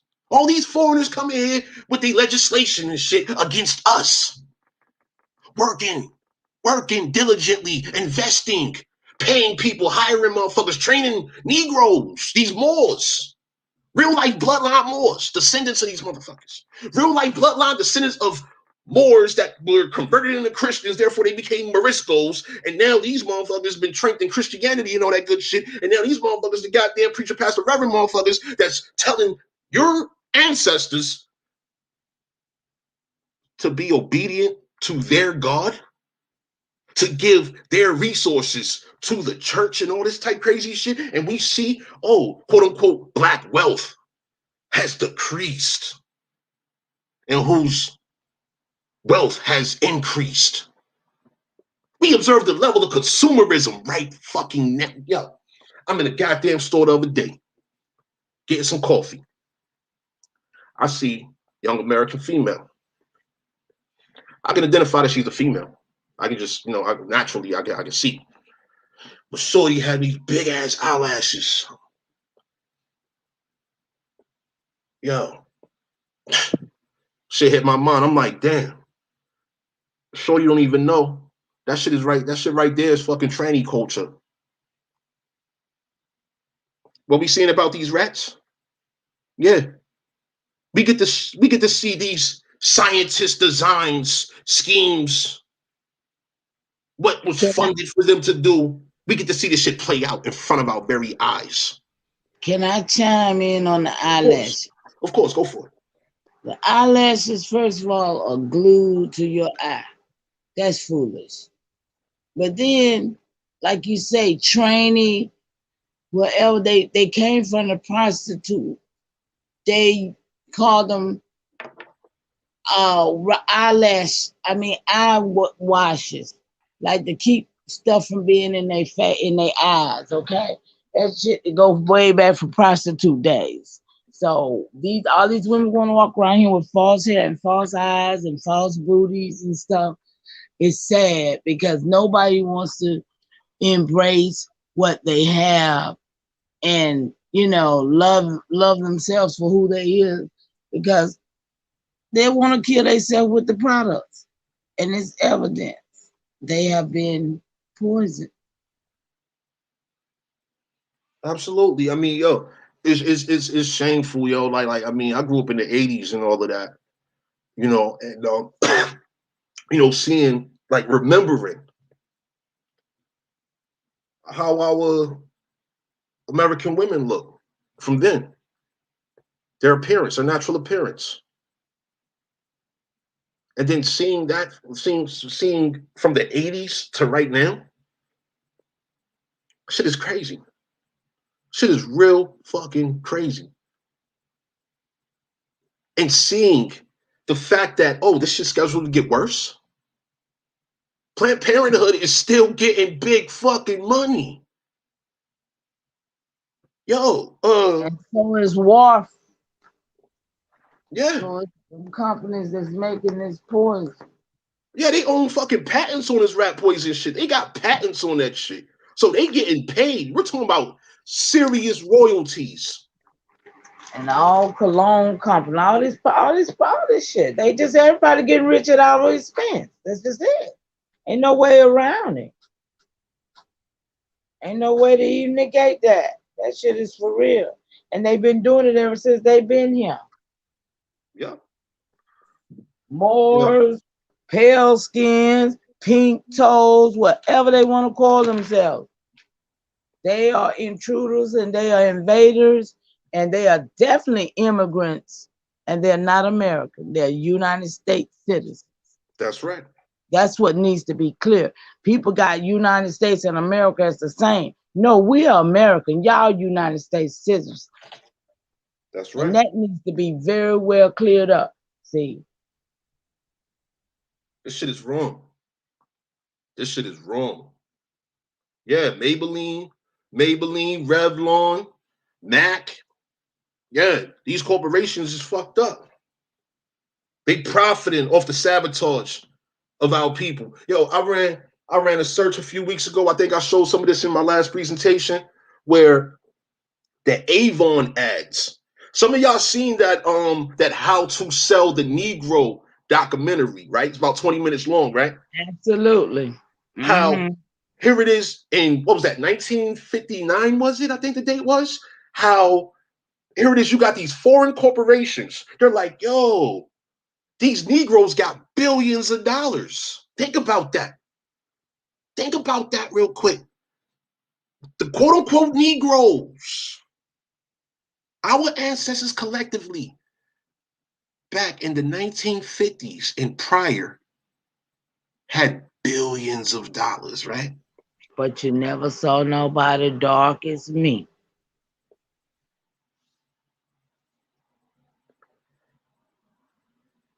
And all of this money, these foreigners, they got with the black magazines, the ebony magazines, Essence, right? Because they wanted to advertise their products to this untapped Negro market, as they called it. In this documentary, How to Sell the Negro, when you look up the images, the cosmetic advertisements from during these times, yeah, they was hiring models, giving them these rat poisoned cosmetic products so that it will attract the readers of these magazines. So we're talking about quote unquote black business owners participating in the marketing of poison. Same way we see to this day, these foreign-owned corporations, they're still doing it. It's happening right now. And once again, this is for awareness purposes. We need to be aware so we can make preparations to handle this shit. What is our youth going to inherit? What is the unborn those yet to arrive, what are they going to inherit? A better experience than we've had? Or what? Preparations got to be made. Because this shit is fucked up. They designed this shit. Everything wrong, everything incorrect, everything corrupt, everything perverted has been designed. The behavior that we see just on YouTube alone from so many of these black characters, right? Yeah, by design. By Absolutely. design, paid for, Jolly Nigger Binks on YouTube. Yeah. Which one you going to subscribe to? Which one you going to contribute to their panhandling campaign? Which one? Pick one. Choose them all. Shit. Yeah. Pick one. Like, this is real shit going on. Yeah. And nobody, like I said, nobody pays attention to this. Everybody want to try to argue whether it's Kumana, whether it's, I had to speak to a guy today, and he was like, I'm a nurse, and that's why I say what I say, but it don't make no difference you being a nurse. You part of the problem because you took a hypothetical oath and you doing what they do. You're poisoning us too. Truth be told. Yeah, involved all day. Motherfuckers involved, man. Motherfuckers is involved. You know what I'm saying? Motherfuckers is paid for. I've read Margaret Sanger words. Yeah, she like, oh yeah, we paid for this shit. We paid. Y'all niggers, y'all Jolly Nigger Banks. We paid y'all to assist us with the extermination of this American population. But see, that's the thing. They didn't ever think that we would know and that we would be able to distinguish between us and them. And so they done lumped all of us together and called us black and called us Moors or called us them to keep from us being who we really are, the true American. So that's the problem. And now it's time for the true American to stand up and, be who we supposed to be, because other than that, we're going to be annihilated. And I ain't talking about in 20 years. This is all this shit happening right now. Mm-hmm. Like they got, this shit they pushing, this shit will literally sterilize you. It's documented. They got the birth control pill where they getting it in the mail now. Yeah. And shit, the birth control pill shit for the fuck, You know what I'm saying? That shit might have goddamn sterilization agents that are permanent. It's Kumana, no doubt. Permanently. Take this pill. You will be your birth control will be permanent. Right. Shit. I'm talking to a female who was braiding my hair last year. She talking about she got birth control implanted in her fucking arm. Yeah. I'm like, what the fuck? Yeah. I'm like, are you serious? She's like, yeah, when it caused me to gain weight, she obese as a motherfucker, big as a motherfucker. Look at this shit. Yeah, that shit would do it. It would give you too many hormones. I'm telling you. When I was pregnant with my daughter, they had me on pills and I didn't know I was pregnant. My daughter ended up having breast reduction. Her daughter ended up having breast reduction. Her first child was a boy. He ended up with me and boo. That's how much hormones I had in me to give to them. Yeah, and so let me add this, right? So, in my research that I've been conducting this week, right? Some of y'all heard of what's called phthalates, right? Yep. So I'm studying these phthalates and how it relates to this rat poison ingredient, right? So phthalates and this rat poison ingredient are both carcinogens. They both have the exact same harmful effects. They cause the same goddamn damage. Mm-hmm. Phthalates, as well as this rat poison ingredient, passes through the placenta.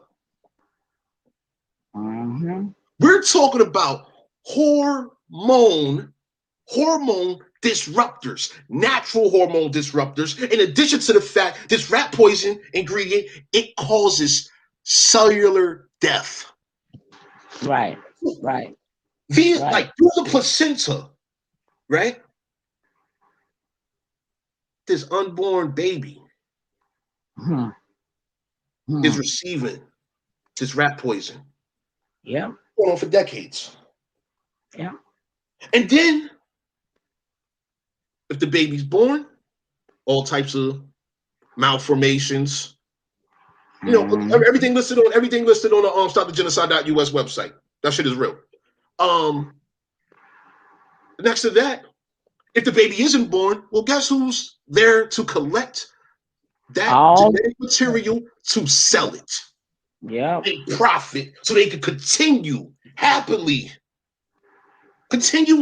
ever after. Well, guess what? You become extinct. Your bloodline ceases. And send you a damn doctor bill. Yep, you got that coming. Yeah. Debt and death. Absolutely. Debt and death. And leading up to your death, oh wow, you got some serious suffering. Sickness and suffering. That's right. Serious. And they know, because they count your blood. They know how much, they know what they done did.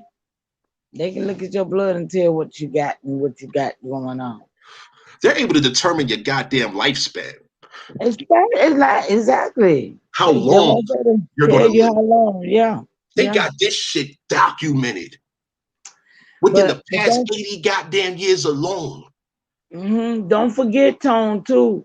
Let's mention about Nestle. Y'all get a chance to go and watch that Nestle video about how they tricked our women into stop breastfeeding and give them Nestle milk. Poisoning. I mean, when I tell you these people been working on us in all ways possible, the land, the air, and the water, they broke all law. King Ferdinand led it to the title of Arawak Indians and blatantly said, "We shall attack you from all sides." That's right. Can you read that, Tony? Because we need to be reminded that this was told to us, and they doing it. And what are we gonna do about it? Allow it? We didn't know it, but now that we know it, say when you know to do better, what you do better. This was hidden from us. But now that we know, what do we do? Let me pull up my book real quick. And much appreciation to everyone that has purchased the implications and ramifications of artificial black identity. Absolutely. Definitely appreciate your purchase. I got mine right here in my hand. Where it is? I'll read it. Find out what. Yeah, I'm gonna pull up King Ferdinand letter right now, because this is in the book. One moment. Let me run a search in here. King. I got the book in my hand. Look, I'm trying to find it, but I don't know where it's at. Wait a minute, it might be right here. Yeah, it's on page 67. 67? Okay. Yeah, page 67. Yep. Yeah. Page 67, King Ferdinand's letter. Yep, but I'll be reading from page this is page 68. 68. All right. Okay. All right. Yeah. So if you're working with the PDF though, if you're working with the digital version, this is page 124. So it says here, should you fail to comply or delay maliciously in doing so, we assure you that with the help of God, we shall use force against you, declaring war upon you from all sides and with all possible means. Declaring war upon you from all sides and with all possible means. And we shall bind you to the yoke of the church and of their highnesses. Right? So hold on. What did Margaret Sanger say over here? What did she say? The minister's work is also important, and also he should be trained, perhaps by the federation, as to our ideals and the goal that we hope to reach. We do not want word to go out that we want to exterminate the Negro population. And the minister is the man who can straighten out that idea if it ever occurs to any of their more rebellious members. So I'm a descendant of those rebellious members they talking about, huh? Yeah, we are those. We them children. So this is the plan they plan to do to us. Yeah. Right This there, is planned. This is planned. Absolutely. This is planned. Empress Awakens said, I went to visit my sister-in-law. She and her husband got all 3 shots. Damn. And hold on, then she told me that they allowed the 6-year grand, hold on, the 6-year-old grandchild to get the shot. I said, are you fucking insane? Why would you do that to the babies? Oh, absolutely, Empress. God damn. Absolutely. See? They gone. That's all I can say. When they take that shot, they just done gave it up. And I want the people to understand, right? Why did they do that to their lineage? Yo, they've been trained well. These family trees ain't growing no more. They've been trained very well. These family trees ain't growing no more. That's training, Tony. Shit, they were trained. And then they were rocked to sleep by the TV. Remember the TV? Eric Bernay made that TV, and they just put them to sleep. Yo, see, people understand the severity of this shit. Yeah. Do not understand the severity. You know, it's all about entertainment and having fun. Or getting back to normal. Ain't no damn normal. We ain't never had normal.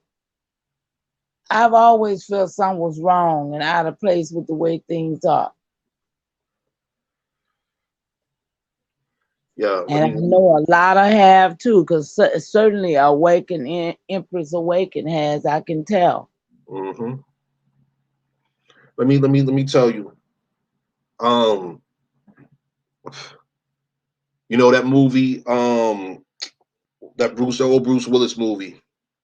I forgot the name of it, right? Where they had the little boy who says, "I see dead people." Unfortunately, that's what's going on right now in front of our very eyes. Our people are literally being exterminated in front of our eyes. You know, we got a situation with the prison population, right? The inmates. They're being forced to get this shot. Nobody's talking about that. That's a serious goddamn issue. Serious issue. Let me put this in perspective for you real quick, right? So, as we've observed in these videos that I've shown this evening, right, dealing with these rat cities, right? So we're talking about numerous housing projects across the country, okay? Heavily populated inner city environments, right? These are literal traps. You're talking about people that are unaware of the law, unaware of their rights, caught up in consumerism and pure fucking survival. Addiction, violence, abuse, all types of shit, inner city blues type shit, right? And who's the predator? Local prosecution and law enforcement. Easy fucking prey in Rat City. Easy prey. Easy. Easily pick up these people that are in these environments. Easily just run down on them. Jump out squads, narcotics units, etc. Easy prey. And they profit. Rat poison in Rat City with active fucking predators. Foreigners. Yo, over the years, I done heard from Some good people in New York, right there in Harlem. They telling me how you got motherfuckers from Hindustan, what they call quote unquote India. That's NYPD. They gives no fuck about you. They don't care. Yo, you got Ugandans. I showed y'all. You got Ugandans, Kenyans, Nigerians that came over here to be correctional officers so they could pay off their country's debt. Yeah. They don't give no fuck about you. And nobody's talking about it. Nobody's talking about it. Yeah, so my people. Yeah, go ahead. We're not in their countries of origin involved in goddamn law enforcement, are we? I've never heard of our American. I've never heard of no Choctaws, no Chickasaws, no Algonquins, no Kaskaskians, no Seminoles and Yamasees and etc. No Creeks, none of that. I ain't heard of none of them. No Tuscaroraans, no Powhatans and Potawatomis, and I ain't heard of none of them going over there to be no goddamn law enforcement. Never heard that shit before. But yet and still, we got them over here as law enforcement, and they are fucking us up. They are fucking us up over here. Magnificent. Appreciate your presence. But see, they was placed in place and put in all of these places, like in the little county I live in. The judge has a law firm.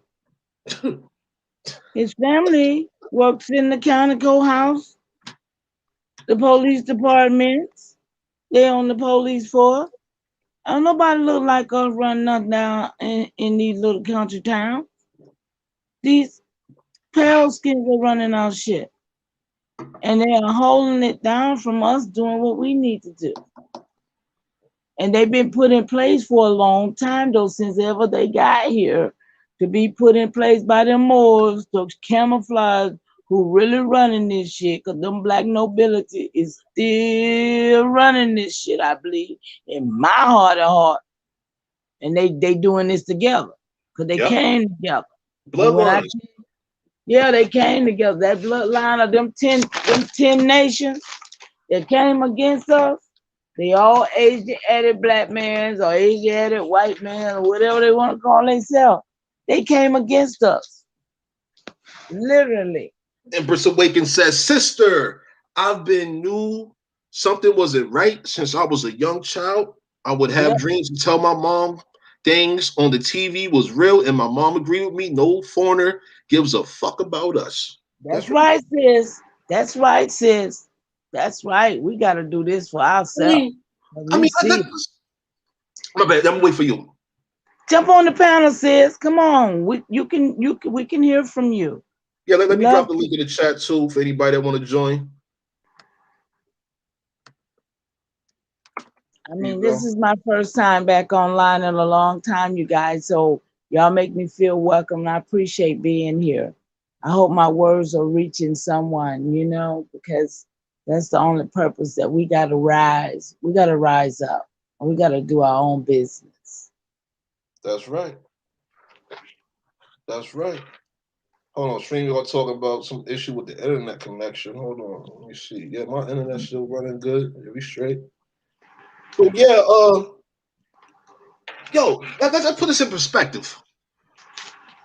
What incentive does a foreigner have to come to this country, to come to our land, and give a fuck about us? What incentive do they have? None, because when they came here, everybody that I know, they tell me they got a success package. I mean, I know people telling me they got a success package and they got the rules for coming here to live. Hold on.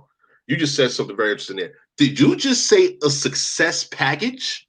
Yeah, tell them what to do. A success package. Tell them what to do, how to do it. Don't mess with us. Don't mess with them. Oh, shit. That type of shit. Yeah. Now, I've heard of this, but I didn't know it's literally called a success package, though. That's what they told me. A Moroccan told me, and an African told me. So hold on. Let me get this straight real quick, right? So some Africans done told you that they were giving what they called a success package. Yeah, that's what they called it. They said their parents was given that and told what to do, how for them to get jobs. And of course they got money because they came by way of the foundations that the George Soros and them. George Soros set up that African foundation. So George Soros been founding them over since the 50s, been funding them to be over here. Since the 50s? Wow. Yes. Wow. Yeah, you know, and see, that's what I was saying earlier, right? About the AMSAC, CIA AMSAC situation, right? So here it is. AMSAC. Check out the presentation I did early this year on this, right? Where literally the CIA invested in these Africans, in these Moors, right?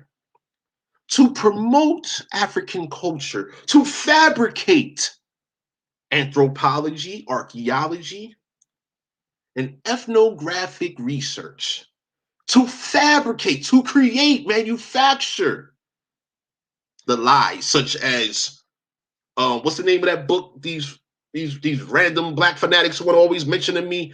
I believe it's Horace Butler. They came before Columbus. Yeah, all of that. All of that type of bullshit. The Ivan Van Sertima bullshit. You know, he was a fucking Dutch Moor. All of them. And then even the old dude over there the other day over there on Sinetta gonna talk about y'all ain't. Look, dude, mind your business. Mind your motherfucking business. That's right. Mind your business, because you're not gonna tell me who I am no more. For 20 years, everybody listening to y'all over there with that pan-African, pansexual bullshit. Now time is up. Time for the real people to do what they supposed to be doing. And that's not being afraid and letting somebody just take our life away from us. I got 6 great grandbabies, and I'm very much concerned for them. I'm concerned because I don't see a 7 generation. They say that our ancestors used to prepare for the 7 generations ahead. And I don't see nobody. God, I don't see no matriarchs, no patriarchs, no teenagers, no Black Lives Matter. I don't see nobody talking about the generations to come. Everybody talking about getting rid of them. Mating with something that don't mate and make a baby. What the hell can you do with this kind of world? With rat poison everywhere. Yep. You want These your hidden child colors. Ooh. These hidden colors. Check out the www.tomahawktony.com website. I got some raw footage on there. I'll be uploading some more raw footage because I got a serious question. You know, those black females. Yeah, Khalil, appreciate your presence. You already know. OCO, Alito. Those black African females, you know, the leadership of Black Lives Matter, right? They're each from Africa, literally. Uganda, Nigeria, and Ghana, I believe it is, right? Let me tell you. Absolutely. And they are the alphabet folks too. Yeah. And so check it. You got a lot of fucked up shit going on in Africa right now.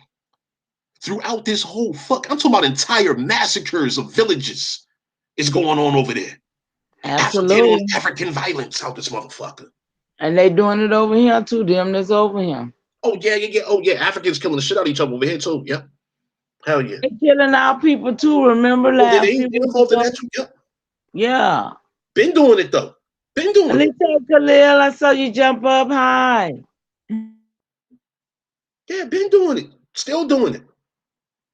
Yo, in my book, I document, I show, I provide source information about these Africans that came here with the Europeans. The Barbary Company pirates and all this type shit. Barbary Company. How come nobody want to talk about the Barbary Company? Working with the Royal African Companies and all this type shit. Motherfucking Queen Elizabeth conspiring with the King of Morocco back in 1601 to go to war with Spain to colonize the Americas. I showed the research early this year. Mansour, absolutely. I We want to showed say that about a year ago, wasn't it? that was early this year. Was it this year? Yeah, Yeah. this was early this year. Yep. Okay. Yeah. And so I mean, what? Yo, this is what we dealing with. These Africans been coming here to fuck us up. And even the circus, go back, because these people here don't know. The They was circus, involved in this. Yeah. yeah, some of these, yeah, the circus, hey, this thing is like been a plan. The World Fair, they tore down all them buildings that they built up to have these World Fair to keep us from knowing that they had did this. They try to destroy all the evidence for everything they've done. But we the proof, we the truth. Yeah. Let's get back to this video, because definitely want you to see what's going on with this Rat City situation here. Because, and let me put the link in the chat for this also. Let me put this in again, because this is serious study material right here. It's describing what's going on in the cities right now, been going on in the inner cities. What's been going on. Let's continue. Unquote. Soon after, studies of dense urban environments were conducted to see if these effects translated directly to humans, but what they found was inconclusive and unsatisfying. Despite the suggestions of Calhoun's rats, humans in cities reacted differently or sometimes opposite the manner that researchers expected, depending on the location. No matter how they tried, no evidence of a widespread behavioral sync could be found in urban areas. But this did not dissuade Calhoun. Even as others explored the problem of overcrowding, Calhoun frantically continued his research. Now a celebrated success and emboldened by the public acceptance of his ideas, he resumed his work at NIM on an even larger scale, though again away from the public eye. He spent his time on new subjects as he continued to perfect his enclosures and experiments until finally, after 11 years, Calhoun revealed his magnum opus through an article he entitled Death Squared, which was published in the journal Proceedings of the Royal Society of Medicine in January of 1973. The lengthy opening to this article was undeniably apocalyptic. Calhoun wrote, "I shall largely speak of mice, but my thoughts are on man, on healing, on life and its evolution. Threatening life and evolution are the two deaths, death of the spirit and death of the body. Evolution, in terms of ancient wisdom, is the acquisition of access to the tree of life." Unquote. He goes on to heavily reference revelations and of the riders of the apocalypse, using them to proclaim that the Hippocratic Oath applies not only to the body, but to the spirit. After this dramatic introduction, he described his test. For the most part, these new experiments were similar to his 1963 trials, including unlimited access to food and water, protection from the elements and predators, and safeguards against disease. Many parts, however, were drastically altered. As Calhoun mentions in his introduction, the Norway rats used in his first publicized experiments were replaced with albino house mice, which were taken from a breeding group from the National Institutes of Health made specifically to prevent communicable disease. To fit his new subjects, Calhoun had designed an entirely new enclosure. This version was much more vertical, with 16 wall-mounted housing areas for the rats at the tops of long metal tubes, which Calhoun called walk-up apartments. At the bottom of each apartment was a virtually unlimited supply of food, water, and nesting material. With the space provided, Calhoun estimated that it could potentially hold 3,840 mice. He named this enclosure Universe 25.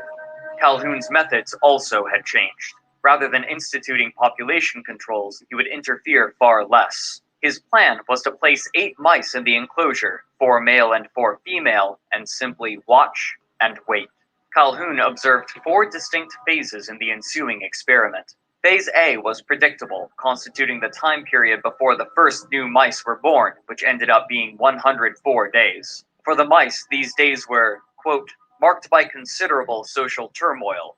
After the social order was established and the first brood was born, the population began Phase B, which Calhoun named the exploitation phase. During this time, the mice doubled in number every 55 days as new young grew to maturity and had their own young. This doubling continued until day 315, after which the doubling rate slowed to a rate of 145 days, nearly 3 times as long. By this point, the different broods had clumped into one side of the pen, exhibiting the same sort of clumping as the Norway rats, but this time without any coaxing from Calhoun's designs. This change in the rate of procreation marked Phase C, which Calhoun labeled as the stagnation phase.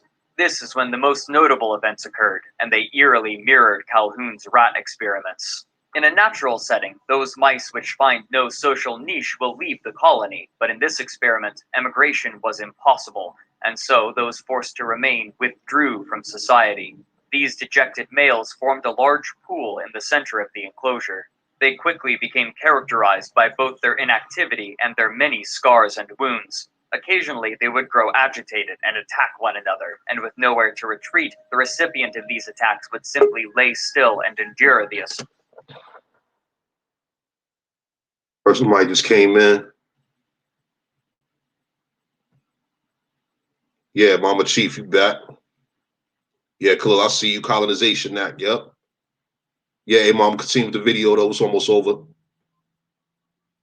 Yeah, we got about 6 minutes left.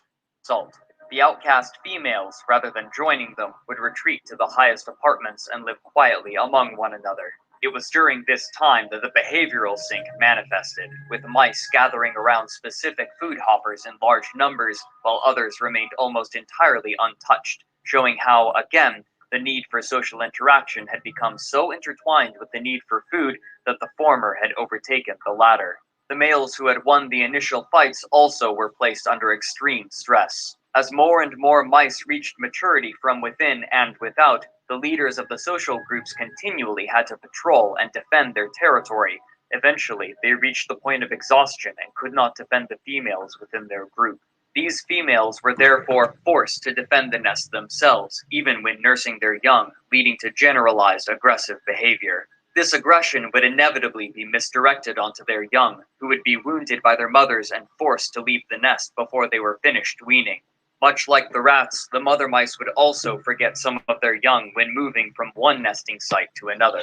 Due to the added stress of defending their territory, sometimes the mothers would reabsorb unborn mice in the womb, further reducing the fertility rates. Calhoun writes, "For all practical purposes, there had been a death of societal organization by the end of Phase C. Finally, there was Phase D, which Calhoun entitled the death phase. This phase was characterized largely by an entire generation of young who had been rejected by their mothers early and forced to leave the nest, and they were therefore unable to exhibit normal social behavior. This manifested in numerous ways. The females of this generation had far fewer children, and those that did have children lacked the maternal instincts necessary to raise them beyond weaning." Calhoun goes on to describe the males of this generation. Quote, "Male counterparts to these non-reproducing females were soon dubbed the beautiful ones. They never engaged in sexual approaches toward females, and they never engaged in fighting, and so they had no wound or scar tissue. Thus, their pelage remained in excellent condition. Their behavioral repertoire became largely confined to eating, drinking, sleeping, and grooming, none of which carried any social implications beyond that represented by contiguity of bodies." Unquote. As the last mice with reproductive instincts aged beyond their fertility, Calhoun declared that the last male would die around day 1780 of the experiment, effectively rendering the colony dead, as it would be unable to produce any more young. His present tense language implied that, when the article was published, the colony was still technically alive, though its final fate was practically sealed. Calhoun closed his article with a call to action. "For an animal so complex as man, there is no logical reason why a comparable sequence of events should not also lead to species extinction.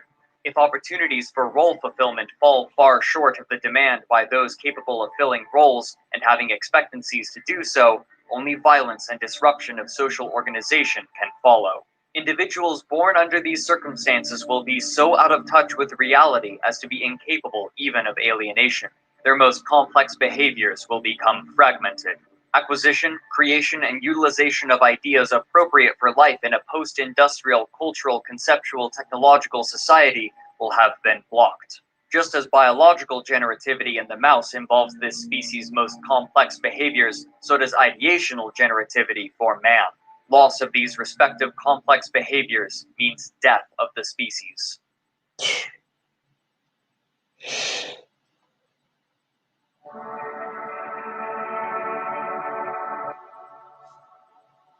But even as Calhoun was performing his research on mice, others had been at work applying his theories to humans. By this point, researchers had moved to more specific locations of overcrowding rather than the generalized location of cities, testing the effects on students in dormitories and patients at hospitals.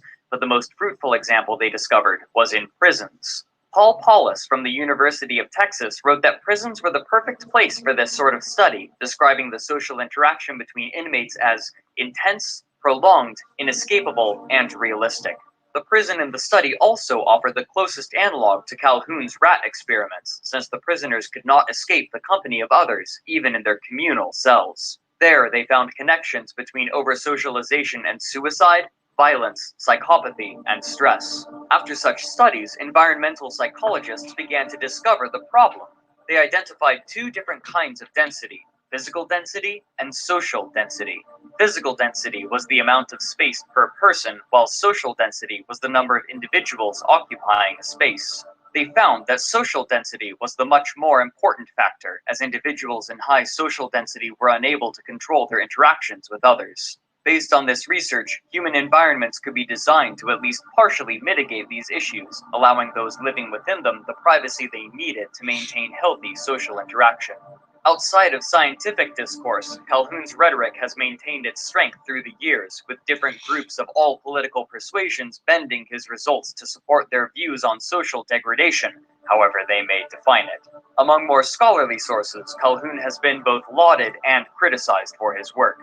Those who support him cite his forward thinking about overpopulation, while those who deride him cite his misrepresentation of the actual social problems within cities, guiding discourse away from the true causes of societal discord. But no matter what those in the modern day think of his research, his influence on the way America views its cities is undeniable.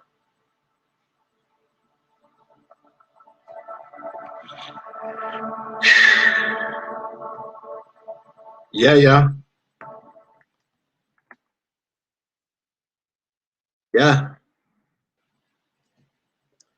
What they say, facts. That's what they say, right? Facts. Undeniable. These are the facts. That are undeniable. Yeah. It's Big undeniable. Yeah. I mean, yo, let's okay, so let's just say the past 60 years.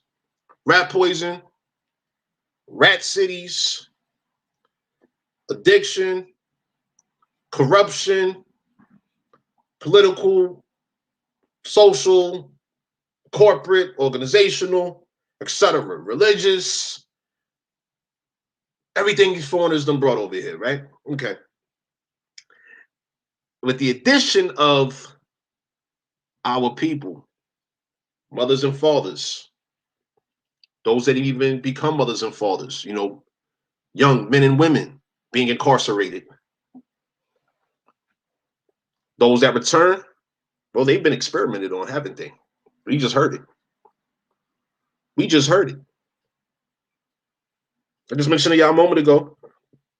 The good people tell us, how they're experimenting, forcing shots onto current inmates held in these private experimental facilities, right?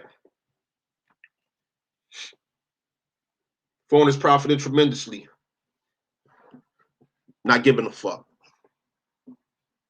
Who gives a fuck? I give a fuck. We give a fuck. But it's not enough of us, is it? I'm not everywhere. I'm not able to clone myself right now. If I could clone myself 1,000 times, trust and believe, there would be some goddamn changes out this motherfucker. And immediate type changes too. We need the people aware so that the necessary preparations can be made so we can secure these results. Do we want a better experience for our youth or what? 2022, quote unquote, is around the corner. Literally 7 days away. What's going to happen on New Year's Eve? How is 2022 going to be brought in? With productivity or counterproductivity? Intelligently or ignorantly? Will we be seeing more negligence, more incompetence, more jolly nigger bank activities? Will we? Because that's what's scheduled to be seen, to be experienced and witnessed, etc. I mean, this shit is serious. This shit is real serious. Are we going to get the rat poison out of our communities or what? I mean, what's going on? Like, this is throughout all of our territories. You know, I've contacted one senator so far. I've contacted numerous people that have radio stations, including one senator that has a radio station. Well, pardon me, he's on the radio station and all of this, that, and other. And they didn't give a fuck. Quote unquote, black business owners didn't give a fuck. People involved in the entertainment business didn't give a fuck. People that call themselves community advocates that can rally the people in their communities. I'm talking about Atlanta, New York, Jersey, Chicago, LA. I don't contacted so many people just this year alone, just on this rat poison issue, and goddamn. Yeah. At the end of the day, it's we the people that gotta give a fuck, right? We cannot expect none of these characters, these jolly nigger banks, give a fuck. We cannot. Ain't nobody cared about the fact that they are being important. Half of them bald headed sitting there looking, talking shit, won't even look at it. I mean, how can somebody tell you they got rat poison in the shit that you just sprayed on you and you don't go and look? With serious health issues also. Like I have clients that have influence and they disclose to me their health issues. Yeah. I share this rat poison information. They don't give no fuck about themselves. I mean, let's think about that. Fucking city councilmen in contact with other city council members. They know all the people of the city, all the influential people of the. They know the mayor, they know the senator, they know the governor, they know the corporations, the executives of these corporations and these organizations, etc. They know these people, right? And damn, they don't even want to communicate this shit. They know the lawyers, they know the doctors, they know everybody that's needed to know to produce results, right? And what do we see? No results. Well, Tony, can I ain't gonna try to offend nobody, but I'm gonna go somewhere where it makes sense. It said, wide is the gate that leads to destruction, and narrow is the way to everlasting life, and few gonna find it. So, you know, it's gonna be a few of us who take this real walk to put our boots on and say, okay, now damn it, we're gonna have to go further than sitting in our house on YouTube or on any of these platforms. We're gonna have to go to take it to these people because we know who we are, we know what has been done to us, and until we say enough is enough, it ain't gonna never be enough. That's the bottom line. That's the truth right there. Yo, we the people have a duty. And our duty must be done. Because our purpose in life. We're here. This is our purpose. It's our fucking existence. Yeah. What other purpose in life is there? I mean, live and die. These niggas just want to live and Be a die. consumer. Be a body bag. Get that body bag. Get the body bag. Gotta get the Get body that body bag. bag. Gotta get it. Gotta get the body bag. Gotta, man. Yo, I'm chasing the body bag. Yeah. Chasing the body bag. That's the purpose of your existence? What about the existence of the daughters and sons? You want them to chase the body bag too? That's it? While the foreigners come over here and hold on, what are they chasing? Evidently, cause most babies before they 2 years old and can even walk good, they got a damn cell phone in their hand. They know exactly what they want early. Okay. Well, the parents, guess what the parents say they do it? They do it because to give their child something to do to get rid of them. Yo, hey, that female I was just telling you about earlier, who I used to pay to do my hair. That they got obesity issues from the implant, birth control implant. Yo, why she tell me that she knows quote unquote mothers that have daughters, right? This is she's referencing one at the time, right? She told me a series of some fucked up shit about these quote unquote mothers.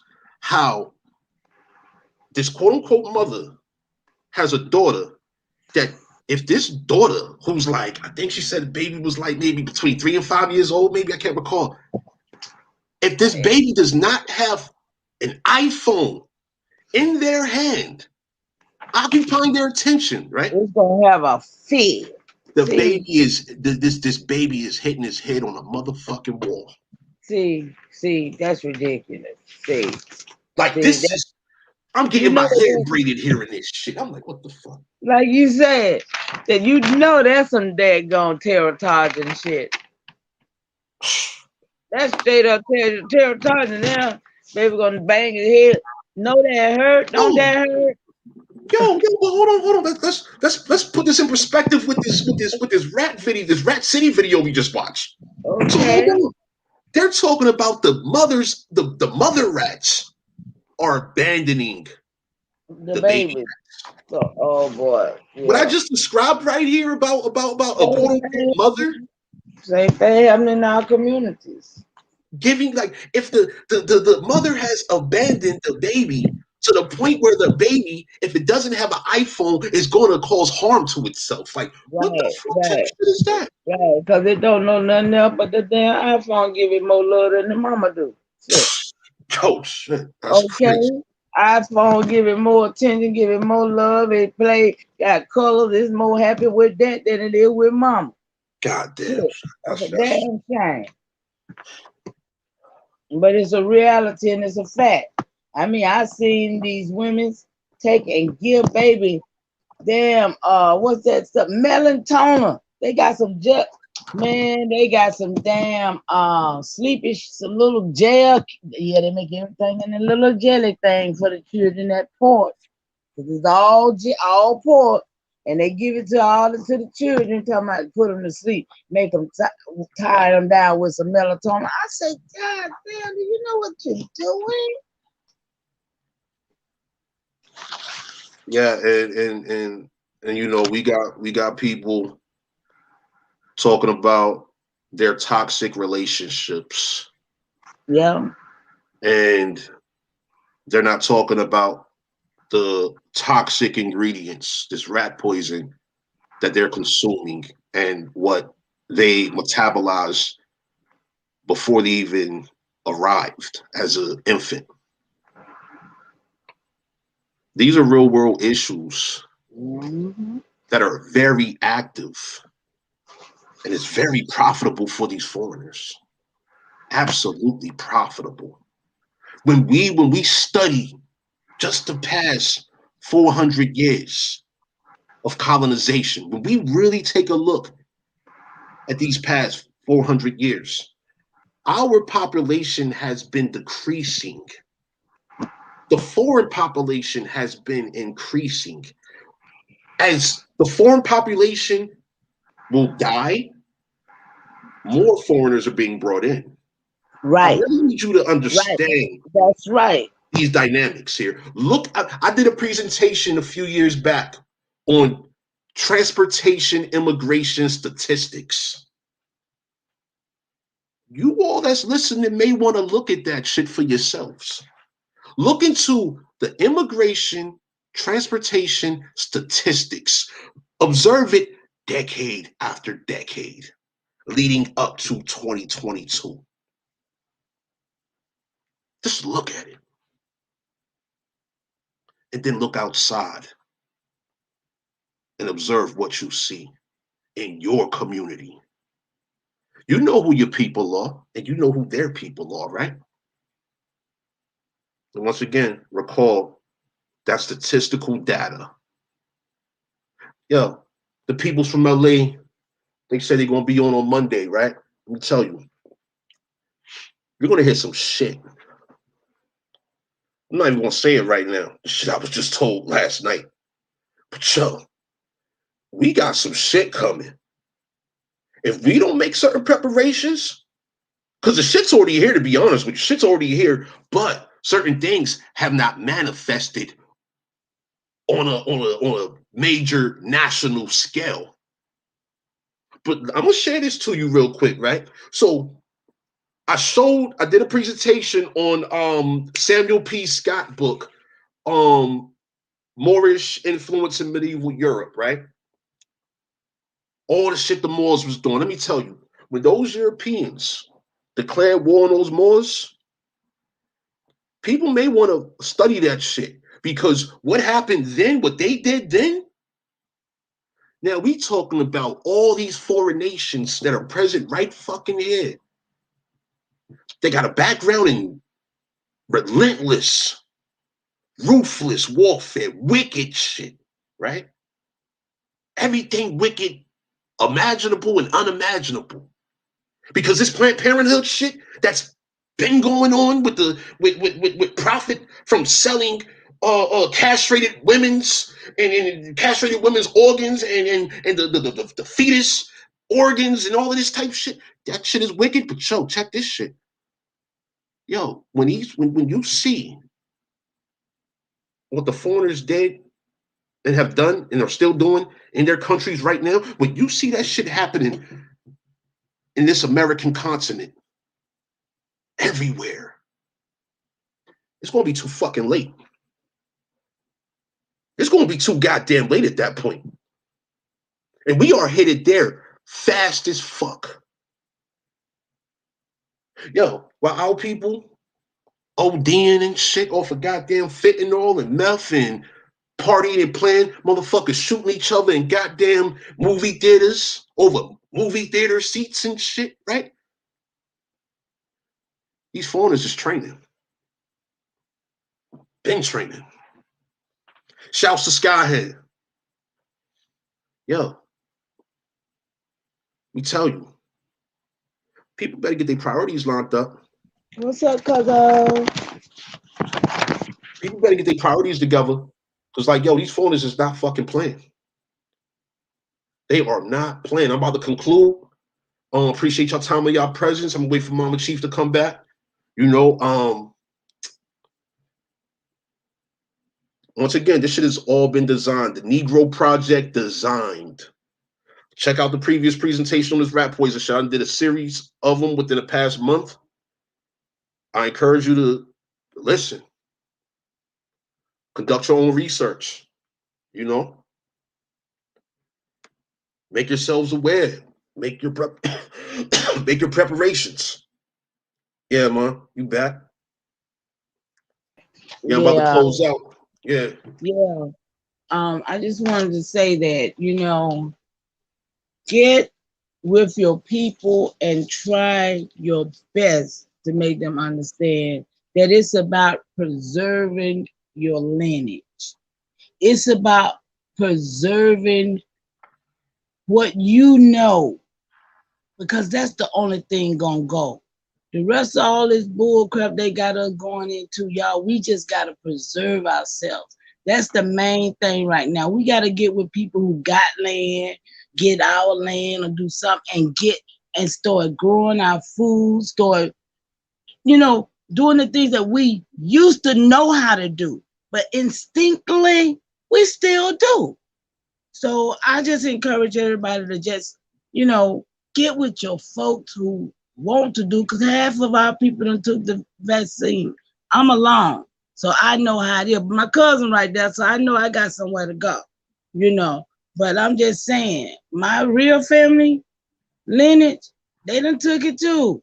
So, you know, I encourage you to be strong. Don't take that. Yeah. Yo, big appreciation and big shout out to the peoples holding it down throughout these territories. You know what I mean? The people that's engaged in agricultural and construction and preserving of their land, preserving of the culture. You know what I mean? That's maintaining our truth, man. You know what I mean? Because yo, it's not enough, yo. It's not enough. You know what I'm saying? We got to secure our people out here. You know, I'm just showing y'all the wickedness. I took time to study this shit. I'm presenting it to you so you can be aware and you can make your preparations so we can secure our collective existence. Because once again, motherfuckers is invested in our annihilation, extermination, and extinction. It's in the books. It's on the records. It's being printed every day. It's being talked about every day in code words. You got to know their language. But so much appreciation, American people. Y'all stay healthy. Y'all stay strong. You know what I mean? Closing out. Catch you on the next one. Y'all be good.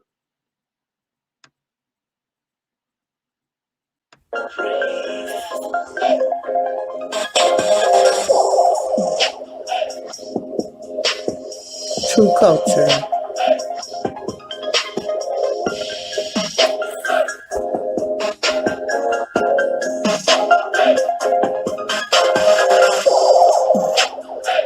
True experience. True issue.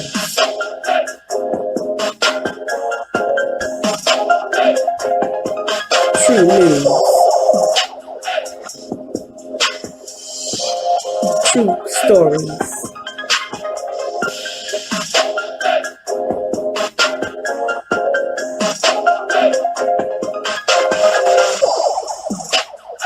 Aboriginal American truths.